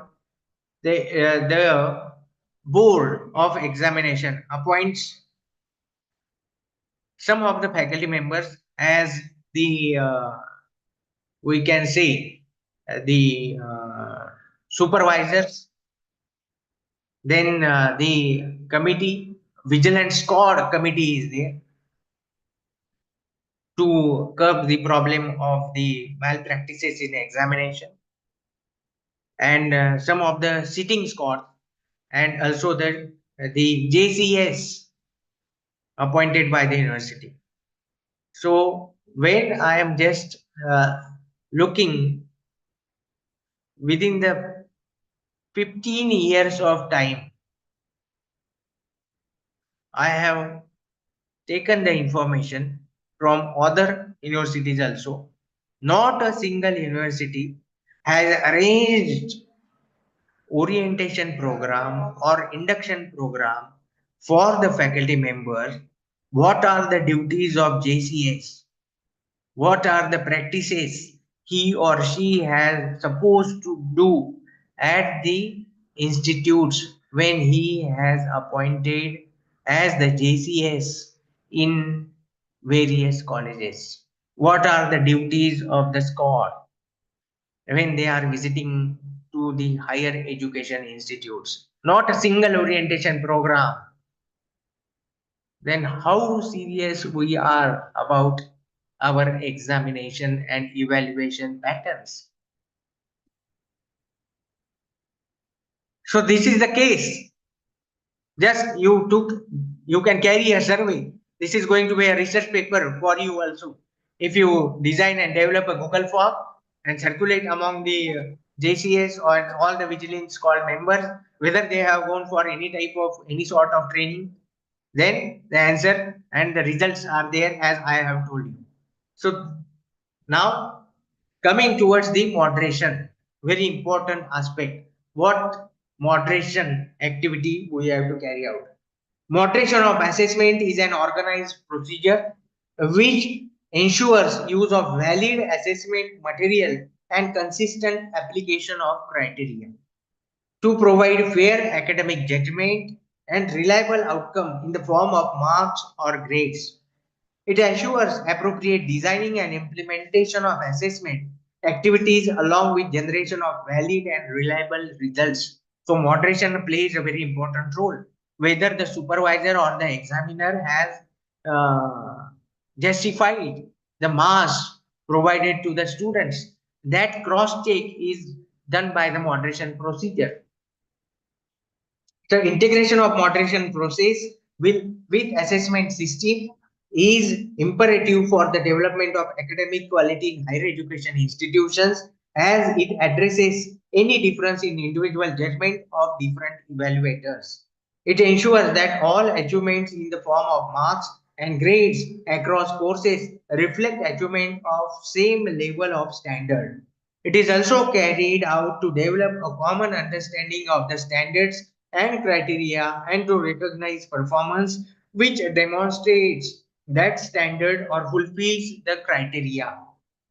Moderation may be conducted in the case there are large number of fail grades or high grades, or when large number of students who have received the same grade or clustering of students on later grades, or when there are discrepancies between grades allocated to individual students in different groups or courses, or to find out the difficulty level of question paper or whether the assessment modes used cover the entire syllabus or not. So it is not limited only up to the question papers. It has a very wide range. Applicability moderation should be made applicable to both external and internal modes of assessment. All programs and courses should indicate as a part of their statement on assessment arrangements for the moderation of assessed work. So it requires both internal and external moderation. Otherwise, if you carry out only the external assessment moderation, and what about the internal assessment that the faculty has done? So moderation of that internal assessment must be done. This can be done through formulation of a moderation policy and implemented across all programs and courses of instruction and delivery, that is, even those programs delivered via distance or online mode. The time frame for the moderation should be linked within the time frame for assessment. In the event of moderation is triggered, an evaluation should begin with a discussion on the following lines. So what are the following lines? Number one, what are the rubrics used for each of the different types of assessment of the courses? Is a standardized, prescribed rubric used, or has the instructor developed his or her own rubric? If the instructor is using a personally framed rubric, or if there is a no identified rubric, then how does the assessment map to learning outcomes? The difficulty level of the questions included in the assessment, that is the difficulty level on the extremes, very easy or very hard? What type of difficulty level you have designed for the question papers? That should be moderated. The manner of awarding marks, that is, has the correction been at the extremes, liberal or tough? Each department should establish a committee and designate roles and responsibilities at different levels for smooth working of the moderation process. In order to maintain neutrality, it should be ensured that moderator should not be the assessor. Staff members should be trained professionally in assessment techniques and moderation procedures. All assessment material produced by learner, including examination sheets, assignments, project reports, research reports, etc., should be examined. Higher educational institutions should be encouraged to make the moderation process online. In this system, assessment plans, moderation plans, assessment tools, samples of which may be submitted online. Moderation reports should be generated online so that progress can be tracked. The moderation should not be restricted to just assessment but also include moderation of content and assessment design. It should not be limited to the marks only. What type of content you have designed for the moderation purpose, that have to be included in the procedure. So this is regarding the moderation procedure in the examination, evaluation, moderation, and the next one is use of technological interventions. As we are discussing that use of internet, use of technology, use of AI in these, how it is going to be beneficial. For typical examination department of an institution, automation is required right from registration of student to convocation through an integrated system. Right from the admission to the convocation, awarding degree to the student. In fact, steps must be taken to implement a complete examination management system, EMS, that considers the complete life cycle of examination process. The use of technology will reduce dependency on human intervention and it will be error free. The following functions have to be automated. These are the suggestions by the UGC. What are the following functions? Registrations of students and generating unique PRN, permanent roll number or permanent registration number, filling up of examination form, generation of seat numbers and admit cards or hall tickets, preparation of list of paper setters, use of question bank systems to draw question sets, question paper generation, online distribution of question papers on the day of examination with system of encryption, barcode system for answer books. This will eliminate issues related to errors, avoid malpractices, etc.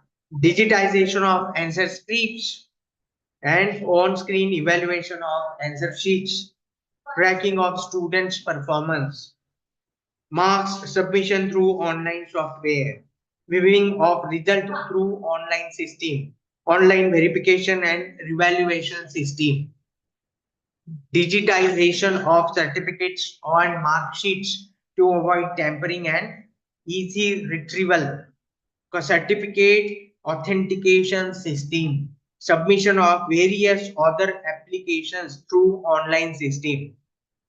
The above will lead to conduct of functions of the examination system in an efficient and transparent manner and timely availability of information to students.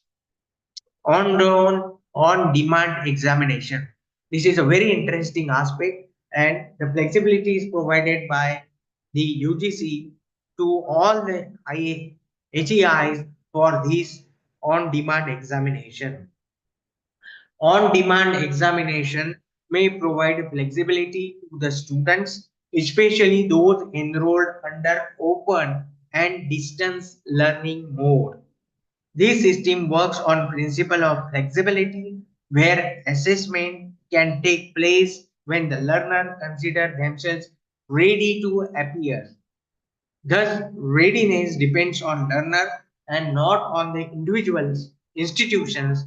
An advantage of this system may result in reduced number of failures in examination, reduced malpractices in examination, etc. To facilitate the system of on-demand examination, a large question bank needs to be developed to generate different sets of question papers with the same level of difficulty. The question bank may contain various types of questions such as multiple choice questions, short questions, long questions, so as to test skill, knowledge and application. So this is about the on-demand examination.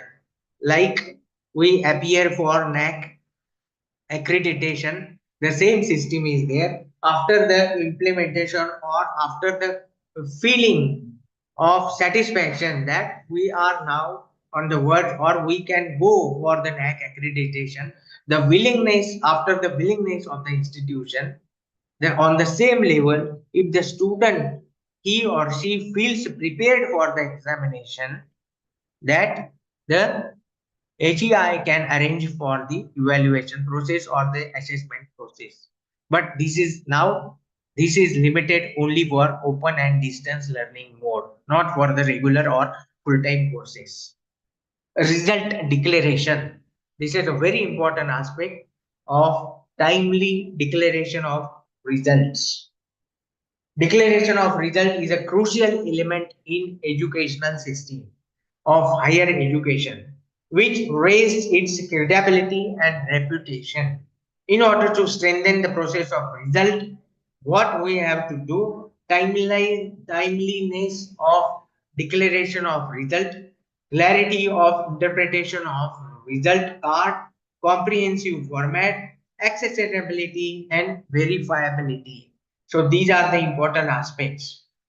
Comprehensive format, then accessibility, whether the result sheets are accessible to the students, that we have to look, and verifiability, the results are verifiable, that procedure is there, the student satisfaction is utmost important. The all what I am talking about is about the learner centric approach. And this is the gist of the national education policy, that the policy is about the learner centric and the holistic development, and the assessment is regarding who is going to assess, the teacher is going to assess. Timeliness of result declaration. Timeliness is essential in case of both internal and external components of evaluation. The following table, or it is said that how formative assessment and summative assessment is done. Formative assessment, for example, daily test, weekly test, or your unit test, unit end test, that can be done in formative assessment. For summative assessment, we have external components 20 to 30 days, and also for internal components 7 to days days time limit is provided. In the final results having both internal and external components, it is desirable that both should be mentioned separately, followed by the overall grade.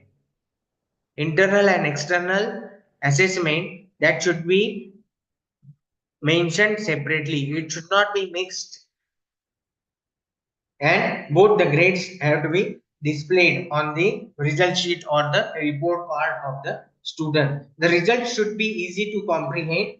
This becomes more important if educational institutes have varying grading or credit system. It is thus essential to include at the back of the result information about the grading and credit system, interpretation of grades and conversion of grades to percentage. Results reflect the achievement and competency of learners across all dimensions. A single grade, percentage, or score cannot depict the entire range of achievement of the student or a learner. The result should be comprehensive and include all aspects of learning outcomes that are academic, social, moral, and spiritual.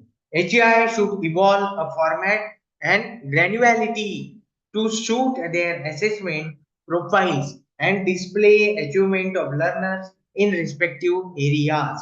Semester end results should be declared online for both internal as well as external components. This could be in the form of awarded letter grades. A provision should be made in the website through an automated system whereby students can view their mark sheets through individual logins. To make the system secure, the details such as PRN, seat number should be necessary fields to view results. This will enhance the accessibility and transparency of the evaluation process and will also give the flexibility to present details of evaluation on different learning outcomes. There should be a provision to assess results of proceedings semesters also. The results on completion of the program should be accessible to external agencies, example potential employers, other higher educational institutions for verification of students' credential. Transcripts should be made available as and when requested. Results and academic awards should be valid, comprehensive, and verifiable by external agencies as they have significant link with entire career path of the students. The verifiability of results by prospective employers, HEIs, and other agencies should be managed through the National Academic Depository (NAD). As per the NAD website, NAD is a 24 by 7 online storehouse of all academic awards, that is certificates, diplomas, degrees, mark sheets, etc., duly digitized and lodged by the academic institutions, boards, eligibility assessment bodies. NAD not only ensures easy access and to and retrieval of an academic award, but also validates and guarantees its authenticity and safe storage. This will enable educational institutes, students, and employers online access, retrieval, verification of digitized academic awards, and shall eliminate fraudulent practices such as forging of certificates and mark sheets. So these are the important aspects regarding the evaluation, assessment, and the grading system that we have to follow. Now, what the UGC has recommended.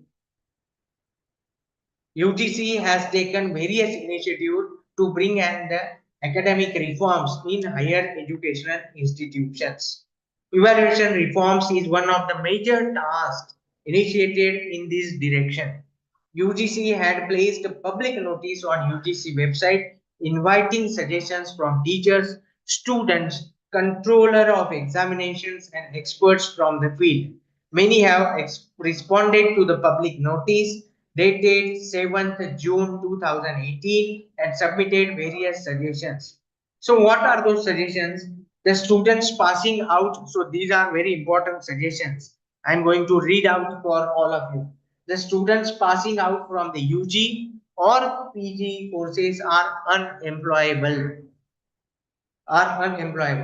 In order to prepare employable students, learning outcomes based curriculum should be prepared. Low. The examination and evaluation should test the learning outcome. Knowledge should be prepared. The examination and evaluation should test the learning outcome, knowledge gained, attitude developed, and skills mattered through it. At present, students learn only to achieve marks in the examination, which should be changed, and the learning should be enriched the knowledge, attitude, and skill of the student. Evaluation process needs to be more flexible, and the quality of evaluation should be brought out. The available 30 lakh teachers should be involved to create database of questions. At least 40% evaluation should be through internal and continuous assessment. This is very important. At least 40% evaluation should be through internal and continuous assessment, and the remaining 60% should be through the terminal examination. India being a vast country having different types of universities, central universities, state universities, deemed universities, private universities, open universities, and standalone institutions. A rigid system of examination cannot be followed. However, the aims and objectives of conducting the examination must be to assess the outcome of the level of learning of the students. It is necessary that a framework has to be decided with some flexibility. This will bring uniformity in the examination system, and the relative merit of candidates based on their learning outcomes can be seen. So these are the recommendations provided by the UGC, and we have discussed the 12 points regarding the evaluation reforms that UGC had suggested. One is the models of examination system, objectives of the examination system, question paper system, grading and credit transfer, moderation, on-demand examination, then internal examination, external examinations, malpractices, technological interventions or technology-based automation, question bank, need for minimum standardized infrastructure, ability test, result declaration. So these are the important aspects that we have to consider when we are talking about the various types of evaluation or assessment reforms in the higher education institutions.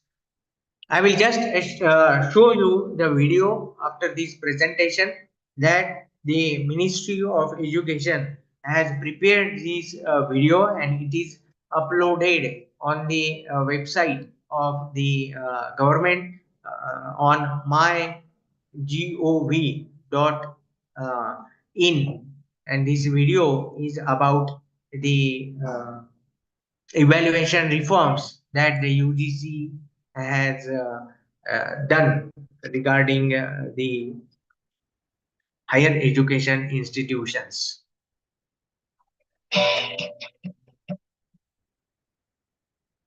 I think it is visible to all of you. Assessment for optimizing learning and development. Assessment must be regular, formative, and competency. I have shared. Is it visible to Yes, all sir. of? Yes, sir. It is visible, sir. Okay, okay. Yes, sir. Yes, sir. Yes. Learning and development of students. Focus on assessment for learning. Test higher order skills, analysis, critical thinking, and conceptual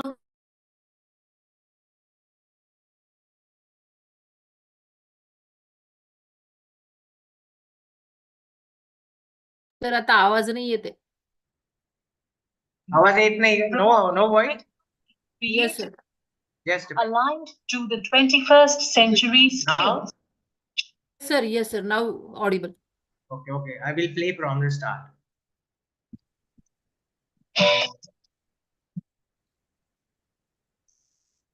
Transforming assessment for optimizing learning and development.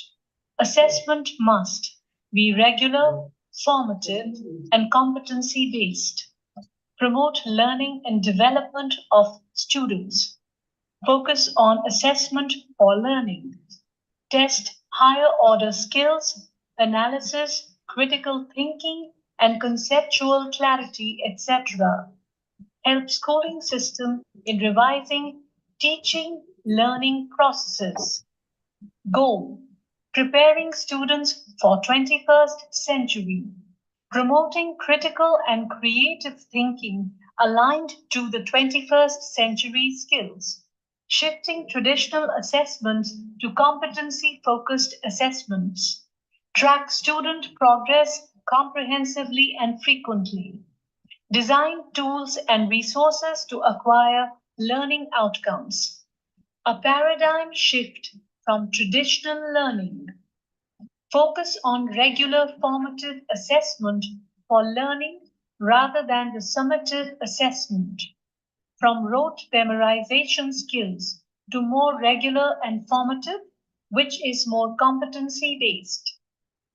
Tests higher order skills such as analysis, critical thinking, and conceptual clarity. Increased focus on foundational literacy and numeracy throughout the foundational and preparatory school curriculum. Formation of National Assessment Center, PARAK. Transforming assessment for student development. Standard setting for assessments and evaluation of all recognized school boards. Undertake National Achievement Survey, NAS.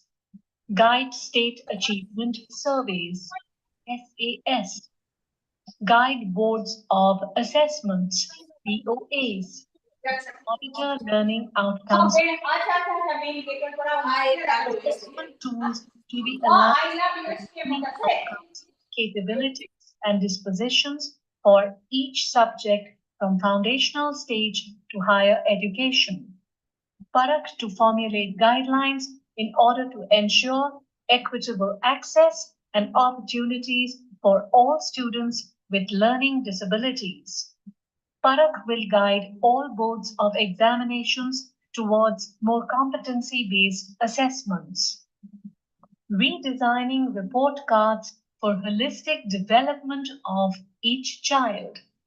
360-degree holistic progress card that reflects in great detail the progress as well as the uniqueness of each learner.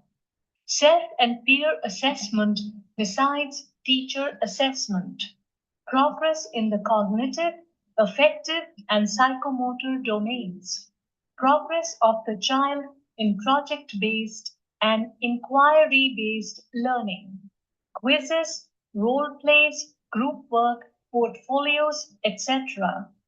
Interactive questionnaires for parents, teachers, and students. Transforming board exams, offering flexibility and choice. 2 chances to take board exams. To reduce exam pressure, each student can give one main and an improvement exam. A system of annual, semester, modular board exams will be developed. Subjects could be offered at 2 levels. Students can choose between standard and higher level. Reducing curriculum to core competencies. To encourage holistic development, to move away from the practice of rote learning. Choice of subjects. Students can choose subjects of their interest for the board exams. Tracking student progress through grades 3, 5, and 8. To track progress throughout the school years, all students will take school examinations in grades 3, 5, and 8. Achievement of basic learning outcomes through assessment of core concepts along with relevant higher order skills and application of knowledge in real life situations. The grade 3 examination to test basic literacy, numeracy, and other foundational skills. Discovering and nurturing talent of every student. The NCERT and NCTE will develop education guidelines for gifted children. Organization of quality national residential summer programs for secondary students. Olympiads and competitions to be conducted. International Olympiads to be organized at different levels. Universities would be encouraged to use results of Olympiads and competitions as a criteria for college admissions. Every classroom will be developed into a smart classroom in a phased manner.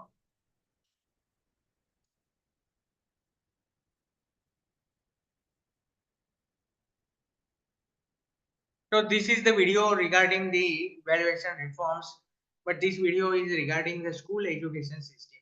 We are talking about the higher education system. Somewhat majority of the issues are there which are related with the higher education system. The same system we have to implement. We have to develop the scientific temper, critical thinking, and develop the attitude of the students, develop the morality scale of the students. So all these aspects are there, and considering these all aspects, we have to design and develop the curriculum, our program outcomes, course outcomes, and they have to inline with the evaluation system.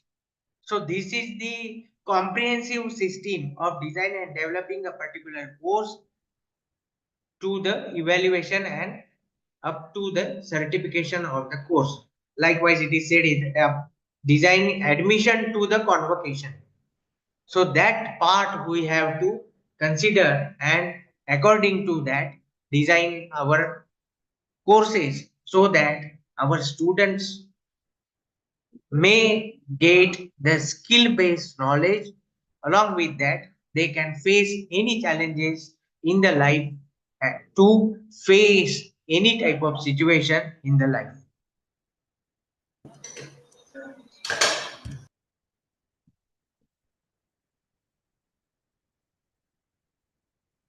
So why these evaluation reforms has done, that we have discussed on international level what is going on, how the educational institutes they are doing, whether the same pattern was there in UK, in USA, in China, in all other countries. What is happening? Though I have some figures regarding the situation in United Kingdom, UK. The quality assurance review identified students' assessment as a key area of concern, while UNDP Regional Bureau for Arab States reports in a quality audit of 23 universities that assessment continues to be a weakness, particularly in three respects. Too much Too much emphasis is placed on the memory recall of descriptive knowledge. Second, not enough is done to test higher level cognitive skills. Third, there is virtually no moderation, either internal or external, to ensure the fairness and transparency of marking. So this is the observations of UNDP in Arab countries, the evaluation system following, and they have found these three lacunas in the system. Marks and grades are increasingly seen by students as commodities with a purchase price and spending power. So marks are taken as the commodities. It is going to be the purchase power and also the sending power. spending power. In line with the OECD's findings, university students know that investment in fees will generate a lifetime return. So this is a very remarkable observation, and we have to think over this. What does report suggest? University students know that an investment in fees will generate a lifetime return. Across 25 countries, most of the universities and institutions of higher education are assessing the students wholly on internal evaluation methods. Following the principle, those who teach should evaluate.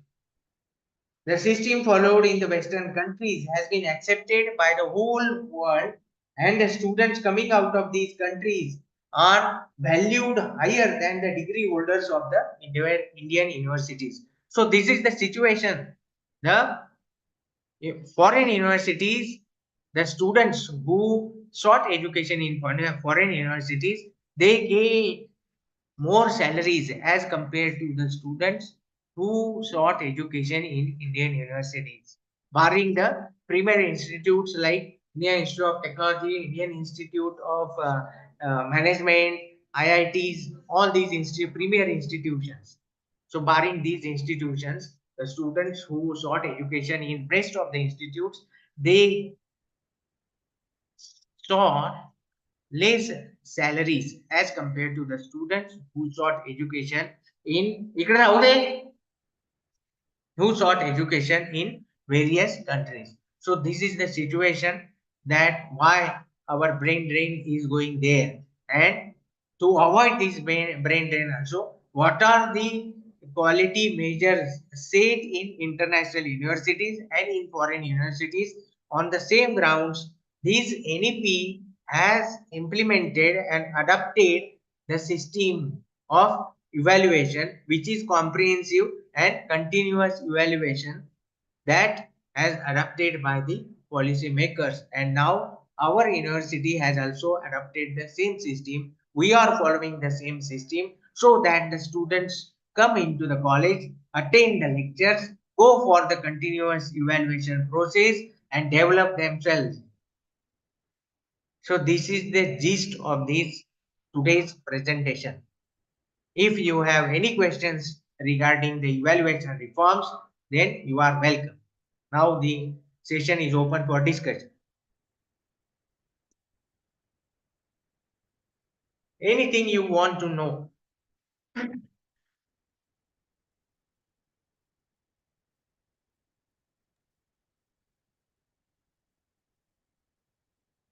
Sir, I have a question Right. that there is a burden on system regarding the continuous assessment. So, how can we tackle with this, sir? Because as we have experienced first semester, there were more than 1,200 tutorials we have checked. Then how can we maintain the quality? Why you are going for tutorials? Why monotonous system you are following? N number of options are there. Yes, we For are following the example, practical based things for the practical yes, subject. But yes, for theory examination, we have to follow the tutorials. And now it becomes the 3 times examination. So yes, do you believe on semester examination system? yeah, Uh, definitely.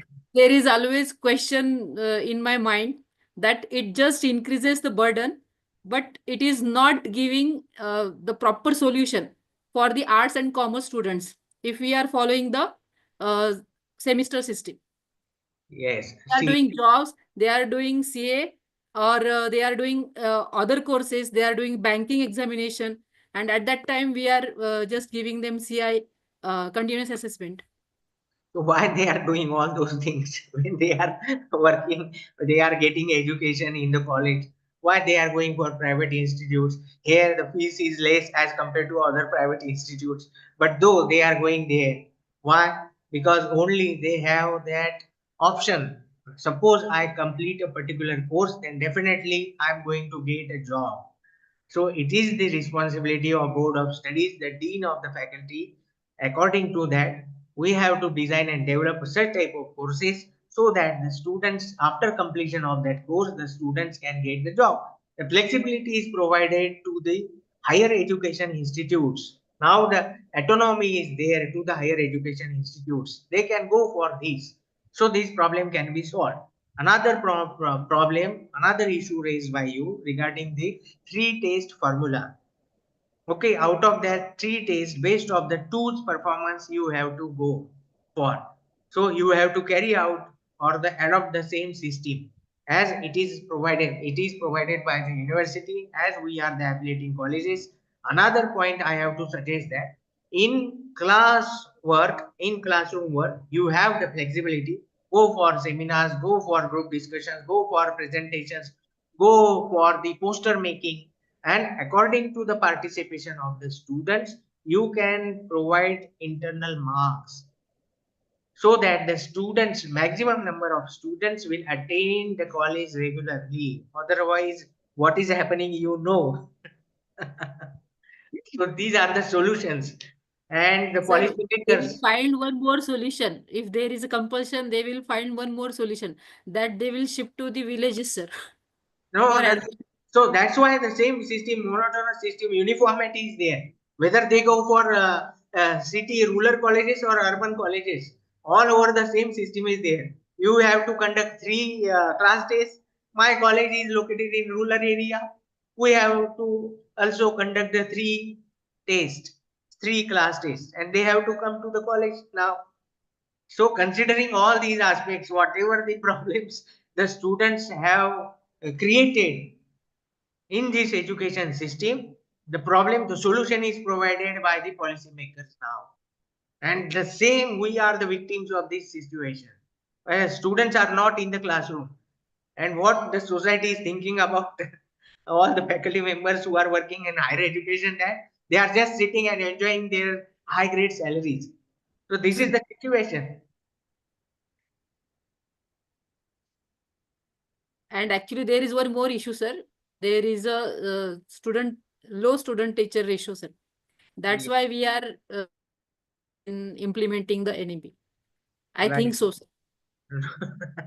Yes, definitely. Now, as the burden on the teachers is increasing day by day, more number of teachers required to conduct practicals and all these situations, so that definitely the recruitment will be there. At the one point, the government is saying that we are not going to recruit the faculty members, but at the other side, the burden on the teaching faculty, existing teaching faculty, is increasing. So the policy makers, they are thinking on recruiting the faculty members, teachers. So that's why professor of practice is implemented. The professors who have retired, superannuated, now they can join in the education system. And also the teachers, the newly or the budding teachers, they can also accommodate in the same system. Yes, sir. Thank you, sir. Thank you very much. Thank you. Anyone? Sir, good afternoon. Good afternoon. Sir, this problem is, I think everyone must have to discuss this problem, because the teacher is continuously engaged in assessment due to this new NEP. Yes. Actually, there is a semester pattern, and in that semester pattern, we have to conduct 3 tests or 3 seminars, so that teacher is continuously engaged in continuous assessment, and it increases the burden on teachers also, so that the quality may be questionable. Yes, your question is very apt. But what is happening in previous education system? What was happening in previous education system? Whether the students are in the classroom, what was happening? How to engage the students in the classroom?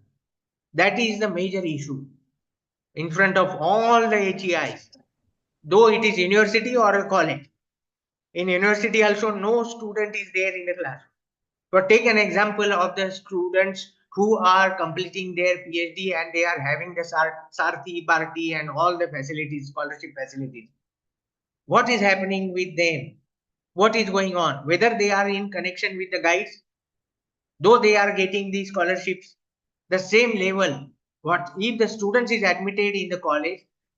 The government has taken all the problems, considered all the problems, and providing to scholarship to every student, whether he is from general category or from the reservation category. Though they are enjoying the benefits, economical benefits, but the students are not in the classroom. So who is responsible for these? The system is responsible. Now the system has pointed out that now it is the duty. If the assessment is done properly, then definitely the students has to come to the college. Otherwise, he is going to fail in the examination. So for that purpose, this system is evolved. This is my opinion. When I am talking about numerous policy makers regarding the what is going on there in education system, and as I am a teacher, I am also facing the same problems as you have, and my subject is English. So I have more issues with this, as the English subject is compulsory for the students of all the faculties, and I am the single authority, single faculty in my college. Yes, sir. Thank you. And Thank you. one more thing is that, am I audible? Yeah, please, sir. One more thing is that I think that the marking system which is given to internal assessment is also quite complicated. Yes, you please discuss. That is the in purview of the board of study. You discuss with the board of study, then definitely there is a solution. Last week we have a meeting with of our board of study, and we have find out the solution. So it is in the purview of your board of studies. You discuss with the board of study, and there will be a solution. Okay, sir. Thank you. Thank you.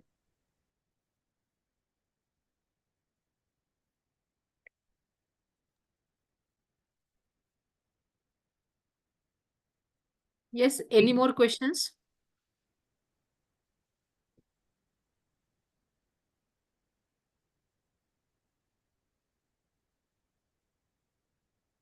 Now I would like to invite roll number 26 to propose vote of thanks. Yes, ma'am. Am I audible, ma'am?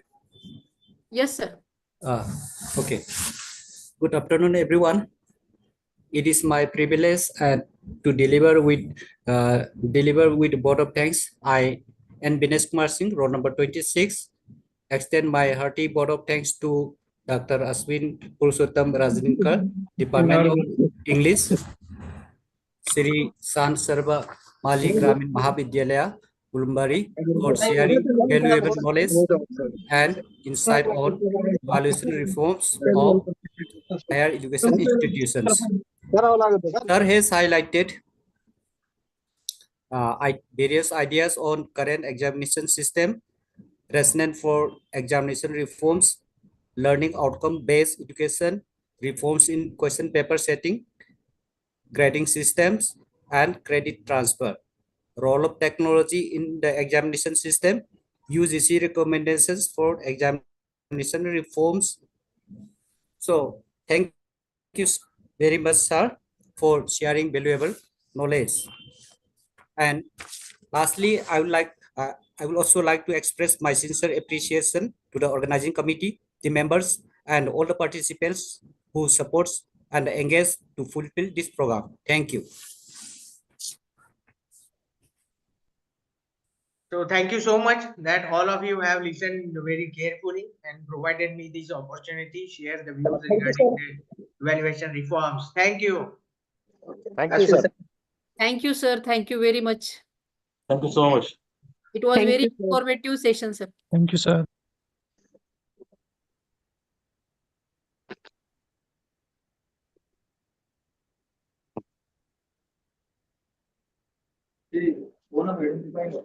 मागून घ्या sir ते पावतीचं आपलं पावती sir जेवण झालं का काम आपलं?